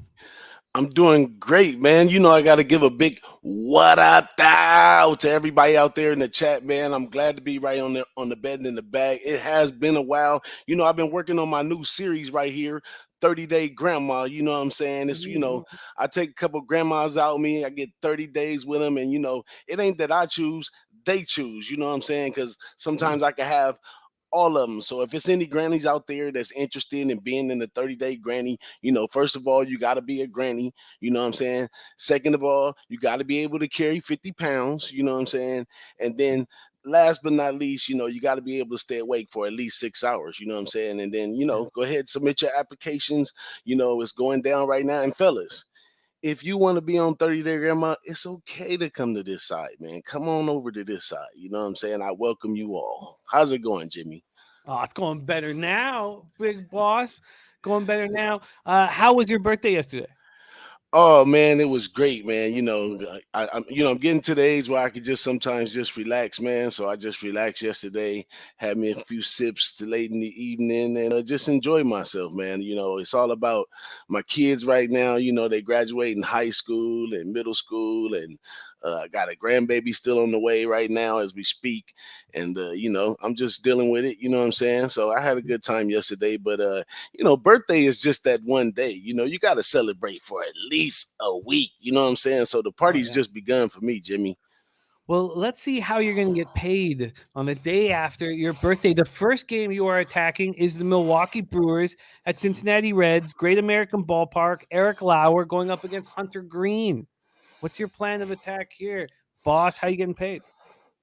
Well, right, this is a first game home right here. So, I like to go on the other side of a first game home. And, Hunter Green's one of the guys I've been paying attention to. Yeah, he has got touched up. And then again, he has put it together and showed a little growth in some spots too. So I'm not too sure about the total today, but I would lean over in this one overall. You know what I'm saying? And this one right here, I'm going with the Brewers minus 107. Overall, that's my spot. Backing the Brewers here, and you're not alone. You are going heads up with Bobano, but you're not alone. And look, Hunter Green is very talented, and he is the reason why I'm not going to be with you on the Brewers. But you got Dommy Gun on the Brewers. Billy Friedrich says Brewers are currently minus 104 at Bookmaker, which is the best line that we can get you. But I get it. I'm not sold that Lauer is going to come crashing down to earth because of one bad start at Washington. And it's a very offensive weather, so I could see why you're leaning towards the over but backing Eric Lauer and the Brew Crew. And hopefully it's close late because you have an enormous bullpen advantage with the Milwaukee Brewers. You're getting a lot of love here from the chat. A lot of happy birthdays to you. Also, Deacon Mike says he'll hook you up with his ex-wife, and we'll give you $50 if you can get his wallet back. That sounds good to me, man. Send over the application, man. Yeah, send over the application, Deacon. You know how it works. So Big Boss is on the board with the Milwaukee Brewers. That's how he gets started. The next game you are on was a very difficult game where neither Bobano and I moved. That game is 7:10 p.m. Eastern. St. Louis Cardinals at the Boston Red Sox in Fenway Park in Boston, Massachusetts. Wainwright going up against Waka. This is a tricky one that we ended up staying off. What is the angle that you've got and how are you making money? Hey, it is a tricky one. So I'm going for a tricky spot on this one right here. So I'm going with the no-run first inning in this one. This is interleague play. They haven't played in a long time. We got two great pitchers coming in here. And I just don't expect them to just give it up on the first go-round right here. I see these two teams, take a little time to fill each other out. Interleague play, it's whatever to them. And but both teams do need the win. I can't say that. Both teams are trying to keep the motors running. So I do think both teams need the win in the situation. But at the end of the day, I think two professional pitchers, and that's what I'm always looking for in my no-run first innings. Pitchers that's going to take the game, professionally and seriously when they go. And these two guys are, professionals. They both going to step to the mound and at least hold it down for the first inning. So I got a no-run first inning at plus 103. So a little plus money right there. Yeah, no-run first inning. And we can get it's a plus 120 bet 365. It's plus 126 at Pinnacle. So you're getting a really big, juicy plus line. Look at that. It's plus 103 at Bookmaker. And it's wild that this would be so much bigger. It's at Pinnacle. Plus 126 Cardinals Red Sox. No run first inning. Rand says no run first inning at Fenway. Wow. When you deal with a plus 126, I mean, you start getting the implied probability that makes it very appealing. And Rand's looking at live betting the over. There's Rob Garvey in the house. Great to see you. But we have a no-run first inning with Waka and Wainwright. And I like it. I just pop this in here and just see what the implied probability is when we're dealing with a plus 126. And 44.25%.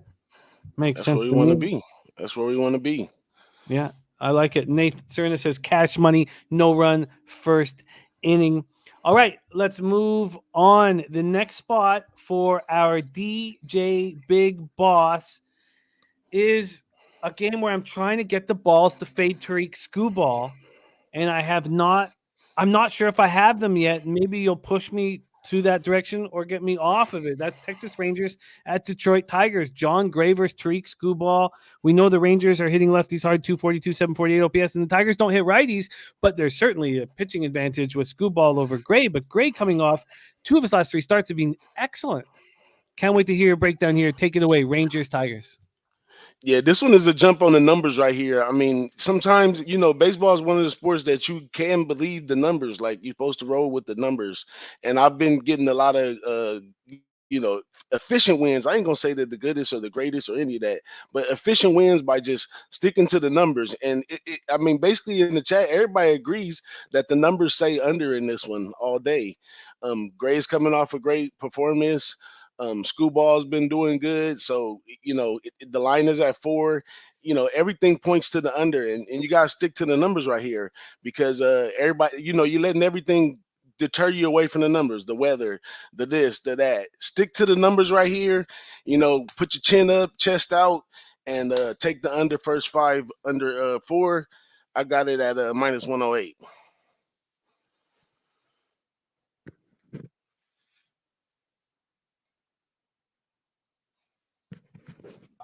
Jimmy, you're muted. Sorry, thank you. I I had some something was going on out there. Fucking the fucking crack alley. Let's go over to the weather here in Detroit because I want to remember what got me nervous about this. And it's very offensive weather in a tough ballpark to get hit jacks. 15.7 miles per hour out. But I can understand why you like it with these two pitchers. And Noli knows saying Screwball off a start where he gave up more than 3 says he wouldn't. He says Gray's off and on since mid-May. Off and on since mid-May. And let's just go over to what I can get you that first 5 under at here. Pop this in very quickly. Sorry. Here we go. First 5 under 4 at minus 110. What did you get? I got a -4 at 108. All right. I'll look, see if I can beat that. But Big Boss is locked in. First 5 under 4. And I will try to find that minus 108. All right.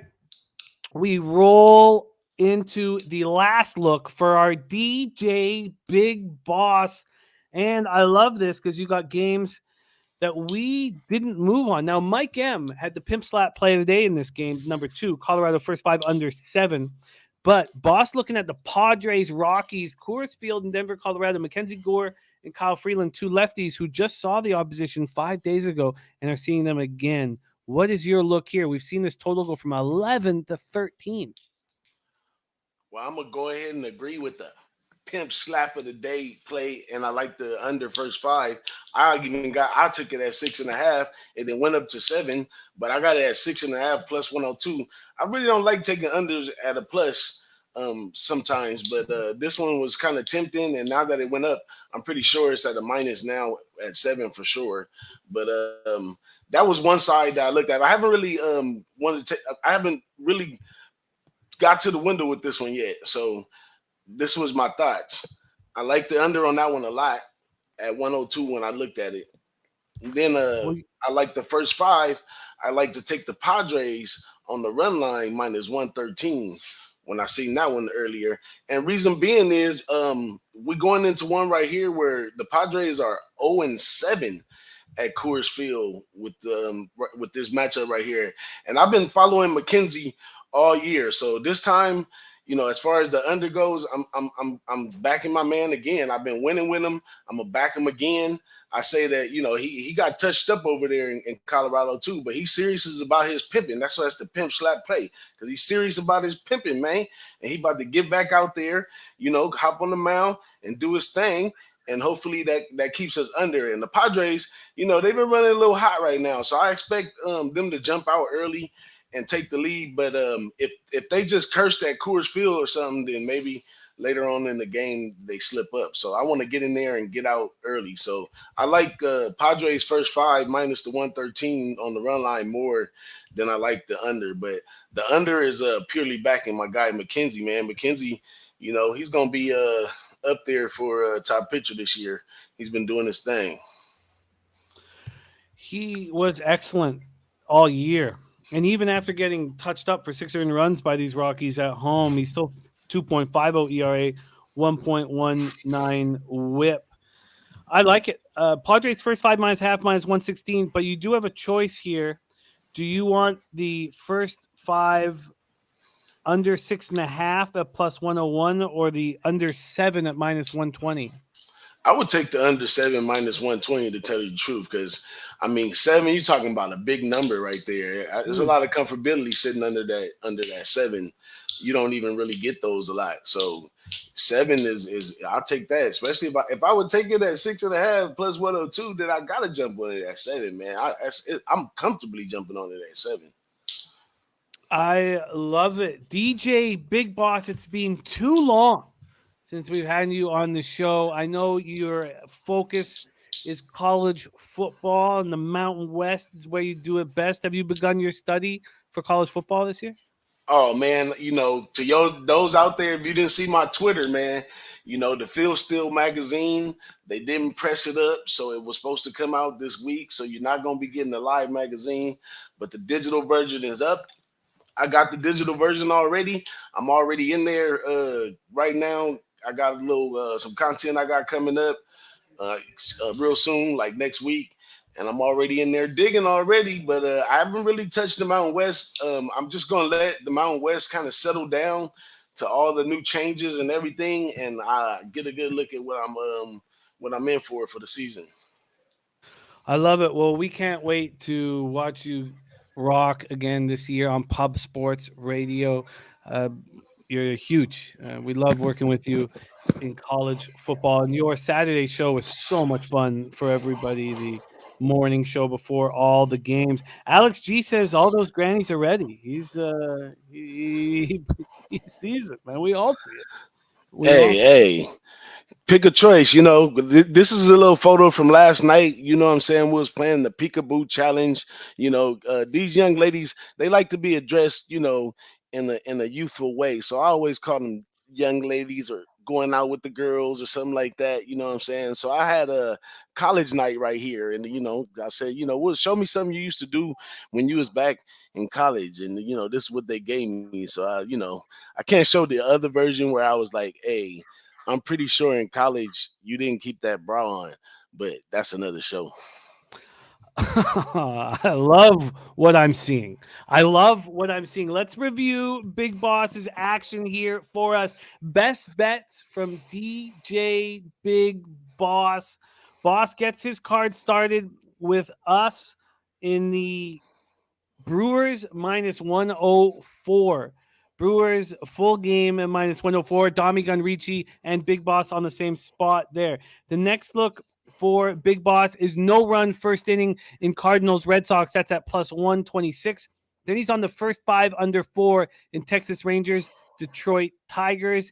And he closes up his card doubling up in San Diego. Padres first 5 minus a half and the first 5 under 7 at minus 120. Follow our guy at DJ Big Boss on Twitter, and you'll see a lot more of them here on Pub Sports Radio. Boss, I miss you, man.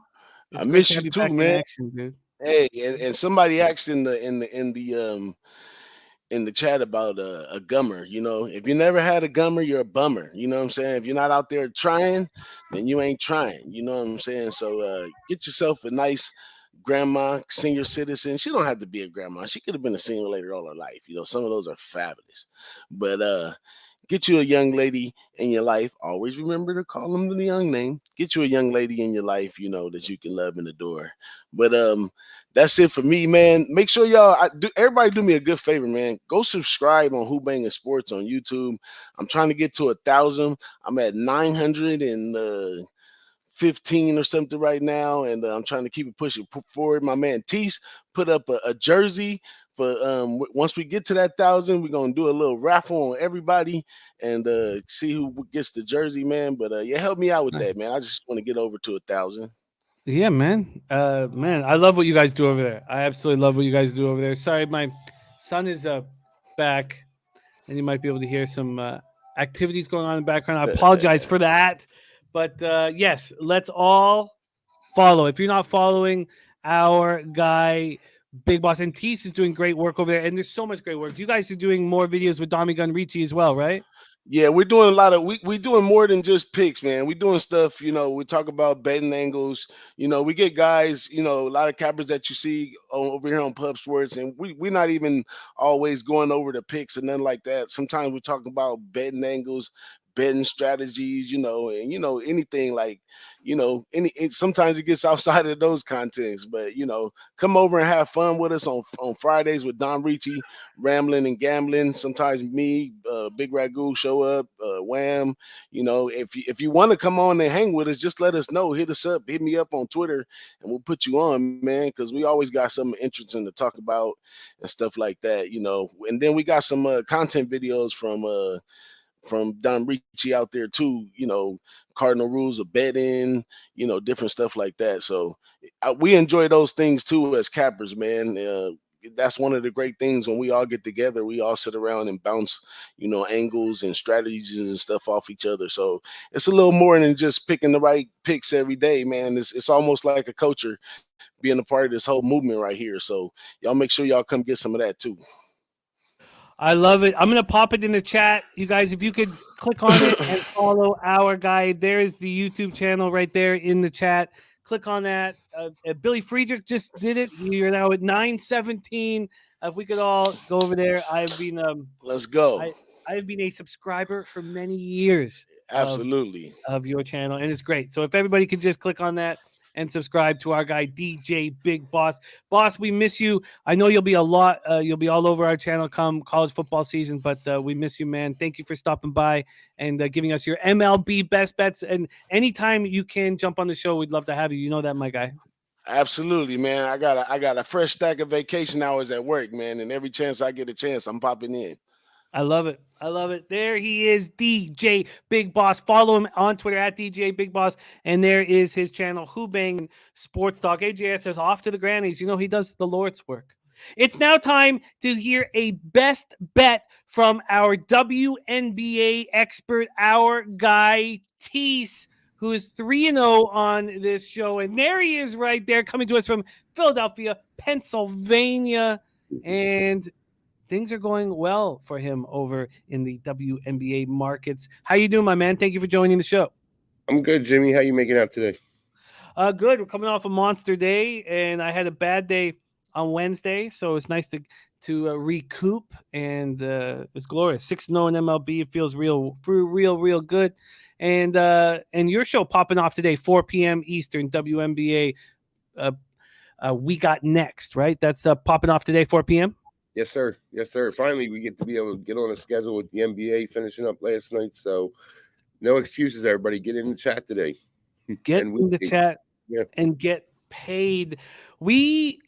Best bet here is a big game in the WNBA. Seattle Storm 9-5, 3-2 on the road at the Connecticut Sun, 11-4, 6-2 at home. We're at Mohegan Sun Arena. Let's see what's available for me, and we'll see if we can get some line history from Action, as the other channel that we usually use has dropped the ball for us. Here we go. Storm Sun. We have the Sun opening up at 7.5 here, and no movement really. There's been a ton of movement on the money line though. They opened up at -400. Now they're at 340 and 345. This total opened up in American legal books at 160.5, and it's up to 162.5. The news has come out that this will be the last season of the star point guard for the Seattle Storm Birds last season. And is she going to end up with a bang? Is this a team that can go all the way? And how are you making money tonight with Storm Sun? Yeah, when I saw that news yesterday, it shocked me. I didn't think we'd see that news, a month into the season. So I don't know where. I don't know if the Storm are using this to put a foot in their ass or what, because they've been lackluster all year. This is a Storm team I try to back, and every time I back them, I lose money. So it's like, I don't know where to go with them. But tonight's game, they're playing against a Sun team who is looking phenomenal. They're 11-4, and they came off a ridiculous road trip where they played 4 games in 5 days, and they were able to pull out victories in that road trip and then come home and keep it going. So this Sun team's been on the other side surprising the hell out of me. So I'm wondering if the Storm said, you know what, maybe this will put foot in our girls' asses, and we'll start winning some games. So basically, where I stand in this game, just to be short and quick, because you have to tune in to get the goods on this game. You got to tune in at 4 p.m. on We Got Next. So I'll be short and sweet and give you the Connecticut Storm. Sorry, the Connecticut Storm, and I'm going to go first half because that's how I roll. And they are giving 3.5. So I got the Sun -3.5 in the first half for tonight's game against the Storm and the Sun. Yeah, and that 3.5 is juiced at Pinnacle. Let me see if I can get it in a non-juiced situation here. It's moved to 4 there. It's moved to 4 here. Oh, the 3.5 I have available is at -120. Is that too expensive? No. you just beat that half-point movement. So I liked it. I would still take it. I took it 3 last night, but I still like it 3.5. And I don't mind that. See if Circa will give us the 3.5. They won't either. So yes, a minus 3.5 at Pinnacle at minus 120. So that is the Connecticut Sun. Teece is on the Sun, minus 3.5 at minus 120. And you're looking to keep perfection here on the show. You are 3-0. This is your 4th spot here. And you have cashed, and we're looking for another cash here. Connecticut Sun, first half, minus 3.5 at minus 120. What's the show today? You got a special guest? You rolling solo? What's the plan? I talked to Ski earlier, waiting to hear back if he's coming out. So it could be Ski and I, and we'll see what happens. I can roll solo myself. I'm good with it, happy with it. So I don't have any distractions, so I'm good.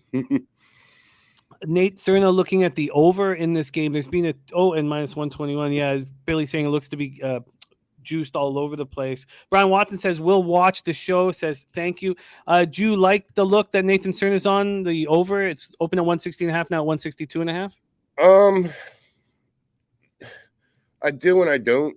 I didn't really look at the total just because of the fact that the Sun are capable of putting up those points, and we're on a spot where I don't know what Storm team we're going to see from game to game. If it's a Storm team of last year, no, I like the under, just because they can D up. But, this year, they might just try and keep up with the Sun. So if that's the case, then yes, the over. I haven't gotten there on a total yet and don't know if I will.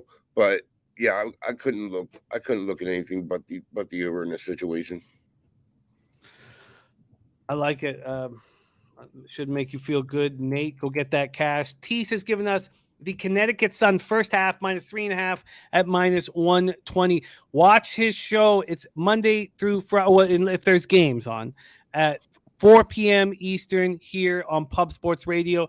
And Sunday, you pop off at 1 p.m. Eastern. So catch our guy Teece making money for everybody in the WNBA, and here going for a perfect 4-0 record on the show. He's on the Sun first half minus 3.5 at minus 120. Real Deal Prime rolling with you. So is AOD. Mark Schillingberg giving you a shout out. AOD saying Teece, the Don, Dommy Gun, Ricci. You're getting a lot of love from the chat. Teece, thank you for joining us for a WNBA Best Bet, my man. Have a great show today. And everybody follow our man Teece at Parlay Teece on Twitter. Teece, any last words for the Capper supporting the show? Yeah, I love the love from everybody, and I appreciate it. So bring it on this afternoon at 4:00. We got next. We have a good chat. We get it lit in there, and we have fun. So I hope to see everybody out there, and happy gambling. I love it. There he is, our guy, Teece. And next, we have a special video presentation. Is that right, Jose?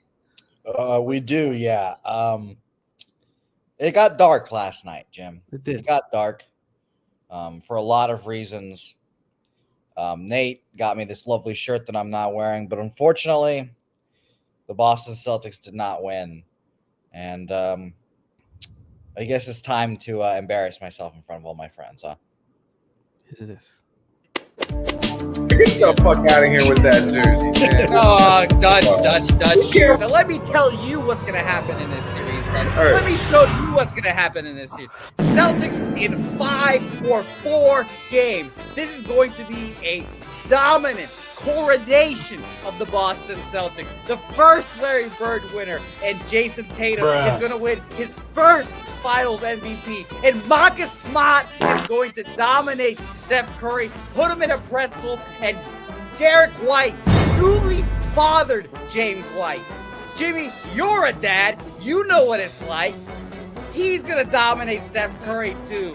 Nothing for Draymond Green. Al Horford's going to lock him up too. He doesn't take any shots. It doesn't even matter. Celtics in 5. The Celtics are the balls.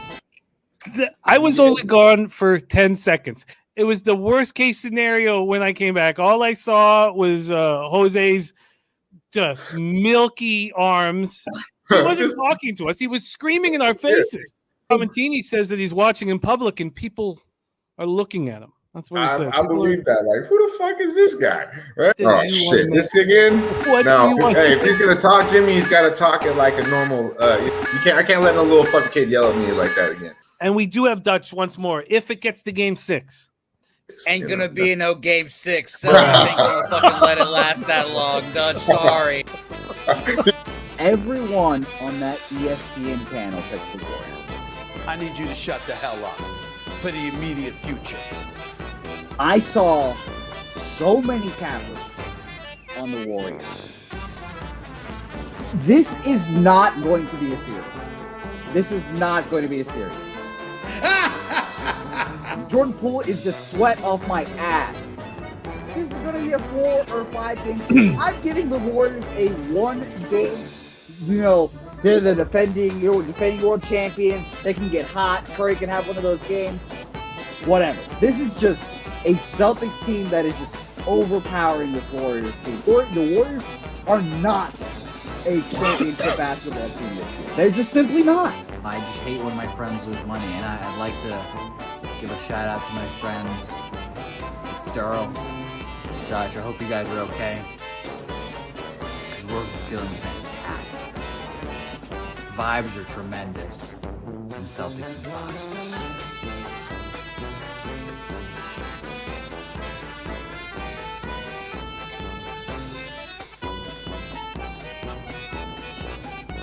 You won't have me Tuesday, because I'll be in Boston dancing, because the Celtics are going to win the championship of the National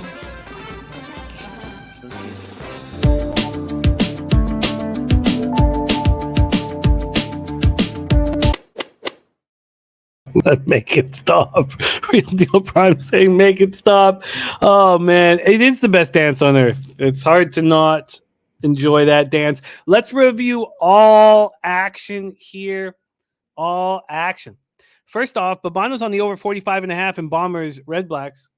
Is it possible that and look, he got in on the Redblacks at +6, but is it possible that all of a sudden we could sit here and okay, no, there's been a half point back on the Bombers. I don't know. It's crazy. Absolutely crazy. And I've got to stop myself. I do not need to bet every game. I'm in CFL. I am 3-2, and I've bet every game so far this year. I'm on the Ticats -1 tomorrow with a ton of confidence. Bobano's on the Riders -8 at -106. Tell me it's still there. Yeah, still there. I think it's time to get in on this fade of the Elks. Chris Jones is in over his head.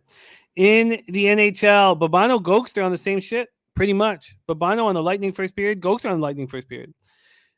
Gokster on the Tampa Bay Lightning team total over 2.5. And Bobano on the Lightning full game. Not me.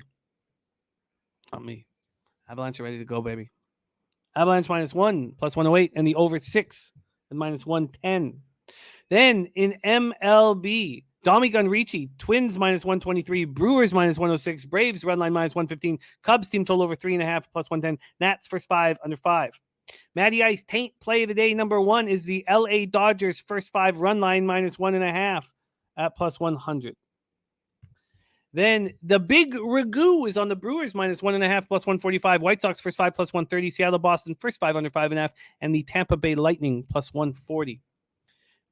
Bobano's on the over 10.5 in this Phillies Nats game, and that's coming along nicely for him. 4-0 right now in the bottom of the third. Then I'd like to make a move on the Nats first 5. I still think I will. Paulo Espino, I like him. Ron Crawford spreadsheet play today's Braves -1. Jedi for Life is on the first 5 over in the Braves Cubs, and Bobano's on the over 8 -120. He's on the over 8.5 -113 in Tampa Baltimore. He's on the Reds first 5 in full game. He's going up against Big Boss, who's on the Brewers, and Domi Gunrichi, who's also on the Brewers. I'm interested in this full game under in San Francisco, Pittsburgh. Very interested. Bobano's on the Jays team total over 4.5 +100. I'm on the Jays first 5 at +100 and the full game -105. Let's get the cash. Big game here. The Marlins team total over interests me very much. Big Boss is on the no-run first inning at +126 in Cards Red Sox. He's on the first 5 under 4 in Rangers Tigers. And then we're all over this White Sox Houston game, and I'm very nervous about it all of a sudden. I hate that the market's gone against me, and I can't believe the White Sox team total is available at 3.5. The whole thing is just shocking to me. Bobano's on the team total over 3.5 -103. The full game over 7.5 full game plus 146, and the first 5 plus 145.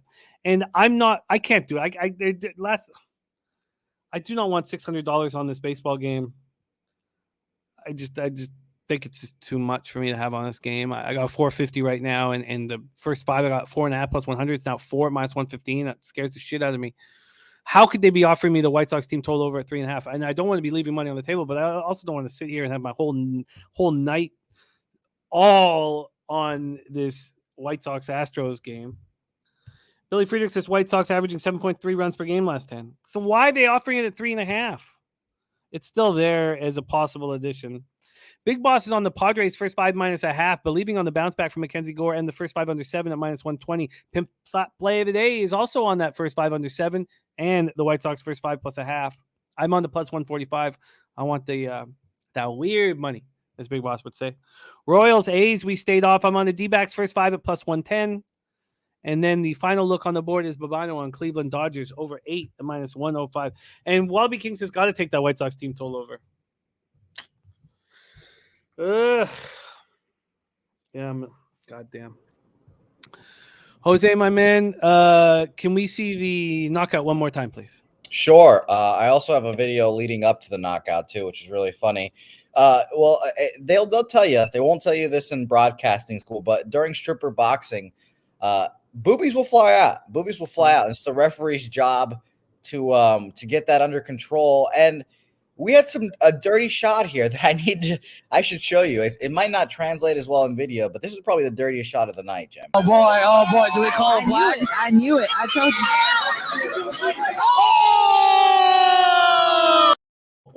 Oh, wow, she's fixing her tit? Oh my god, you gotta show me that again. Oh boy, do we call it black? I knew it. I told you. Oh my god, that's the cheapest shit I've ever seen in my life for titties out. Just trying to get that titty back in. I know the disrespect was real, and then she deserved this fucking knockout that she got. Bell's in. Winter learned like last time. Oh, get it. Winter wants to get in there. Winter, the money is flying. Oh, what a shot there. Oh my God. My Lord Almighty. Like a fucking ton of bricks, let me tell you. That was disgusting. It was sickening. It was hilarious. So I had a great laugh. I don't like the knockout as much as I love the boxer trying to get her titty back in her shirt. And the cheap shot, it's so cheap, man. That's one of the cheapest things I've ever seen. Well, let me tell you, there's not many rules when it comes to Foxy boxing. I'll admit that right there. There are not many rules. Can you put out are you going to put out some clips for us for social media with you? Yeah, we'll have some clips for sure. And one more update. I forgot to mention this. Believe Cash leading the fishing standings right now, but Nasty Nate pulled himself a nice one here. A nice one. Shout out to Nasty Nate. We'll have that video here soon for everyone as well too. So that's going to be a great video. Victor, Big Show, all those guys out on the lake doing their thing. So I can't wait for that as well. Oh, that's dope. Man, what a great group. What a great group. I still can't believe that girl got fucking punched right in the chest like that. Just so fucking savage. So cheap, man. She was not happy. I will admit, she was not happy at that moment. I can't believe she got rocked there. Oh, I for sure I was like, oh, there's a rib. There's a broken rib. Oh God. Oh man. Nate Serna says, I hate to say it to me, your Blue Jays have been disappointing me lately. I was off them for all 4 games in Baltimore. They disappointed me too, because I bet against them when they were minus 300. And of course, when I like Tyler Wills a lot, the Orioles show up and dominate that game. But so shout out to that. It's been an interesting day. And I haven't even capped the baseball card, so I'm about to go do that all day until the show. It's gonna be interesting. It's gonna be interesting to say the least. And your special guest? Today's Friday, so I believe I have Big Ragu on the show today. Big Ragu. Oh, nice. Yeah, I needed an expert that I can lean on, and he uses expertise. Of course, Big Ragu. And I also have Connor Mack tomorrow too, so that'll be a fun time as well. Beautiful, yeah, and great show. 11:30 a.m. on Saturday. 5:30 p.m. tonight. Shout out to all you guys. Thank you for making this show so special and the support. Nate Cerna, Real Deal Prime, Billy Friedrich, Wallaby King, AJ1337, Gerald Jones, Mark Schillingberg, Danny Lopez, Ayo, D Jenkins, Alex Ramirez, Star the Spidey, play today, Lee Davis. We're going to see you in Lubbock pretty soon. Brian Stevens, Dommy Gun, Ricci. What a great group. Thank you guys so much for your support. Let's get that cash. Yesterday was fucking glorious. Yesterday was Poppy Yay. How'd you do yesterday? 6-0, baby. Oh. Is that good? For me, it is. That's good. I went 2-1 yesterday, so I'm right there with you. It seems like our days correlate, huh? My good days are your good days. My bad days are your bad days. Well, we have a father-son relationship. I mean, that's the very least we could do for each other. I've got a pretty wild weekend set up, but Lee Davis says enjoy your Father's Day weekend. I've got a wake tonight that's going to be very emotional. But I'm going with my wife, and we're both very close to the situation. And then tomorrow, she's got a bachelorette party in Niagara Falls. Oh shit! And I have to go, right? Because I can't get Carter down. So we're all going to Niagara Falls. So I guess I understand. I wouldn't want to be home with 2 children as well. That would suck. It's just that Carter's not fully sleep trained, and so we're all going to Niagara Falls. So then Sunday we wake up and it's Father's Day. So where are we going? Fort Erie, baby. Oh, Fort Erie for the horses. On Father's Day in the sunshine. And then when my girls are partying for the bachelorette, I can study the horses and I can catch up on some statistics. Oh, your taxes. Well, now I kind of don't want to see the taxes anymore because of what the Celtics did to me. So I will admit that. It kind of felt like this. Oh, boy. Do we call it black? I knew it. I told you. Oh! It's so cheap. It's the cheapest shit I ever seen in my life. The ref's just putting in the tits, and she just got hit. We need to keep that clip. That's a keeper. Yeah, it's a good time. I can't wait to go back. And shout out to Diamond's Show Club who hosted us. I also just read an article about 2 minutes ago that said Diamond Show Club has had the cops called in there like 7 times in the last couple of weeks. Yeah. But we ride. It makes it more interesting. Did you guys have a vigilante fleeing from the cops, hide in a strip club, and proceed to try to fight 12 cops and eat 6 tasers? No, but that made my night much interesting. We had a funny night at Yuck Yucks, Niagara Falls. You can take the wrong turn and be like heading over the border, like to the bridge, to the border. So one of my buddies, I won't mention his name, but we're playing the Niagara Falls Yuck Yucks. He takes the wrong turn. All of a sudden he's about to cross the border, but he can't. He's got, illicit drugs in the car. He can't go across the border. So he goes up to the border. He spins around and he fires off up a one-way. So, of course, all the cop cars start taking him. And then he just drives right to the Yuck Yucks club and runs in the club. And then, 12 cop cars and all the cops in the club. It's too funny. Yeah, no, I definitely looked around for 2 seconds and I was like, why are there suddenly 17 cops in this strip club? And that was 2 minutes after a stripper and another young lady were having a very spirited argument as well. So, yeah, let me tell you, all those videos are live right now on Pub Culture TV. Interviews with the fighters as well. We had an interview, a set of fighters too. Shout out to Penelope and Bubbles. Lovely ladies. They got in the ring. They scrapped it up. But, yeah, it was a very interesting time. The videos are short too, so you guys can power through them. I think we'll end up making one long video as well. But all the videos right now live on Pub Culture TV. Very interesting. And we were very much in a strip club the entire time. So, yeah, it's let me tell you, it's very interesting. Shout out to Dav Fan. We do 3-hour shows or nothing. My guy, Dav Fan. Yeah, I find myself interested right away. And then suddenly less interested. More and more interested. I gotta go. I got some stuff to do. I gotta get some action in there. I gotta pick up Ella from school. I gotta run. I was just sitting at school like, what the hell, guys? Thank you guys so much for your support. Best bet, James Lowe. My best bet would be Blue Jays first 5 at plus money. Get that fucking cash. Let's keep running hot. Keep doing what we're doing. Working hard. Listening to each other. Sharing angles. Getting paid and fucking full. On behalf of all of us at Pub Sports Radio, thank you to my producer, Jose. He does such a great job. And to our leader, Jeff Slaughter, for just being the greatest guy. Let's get that fucking cash.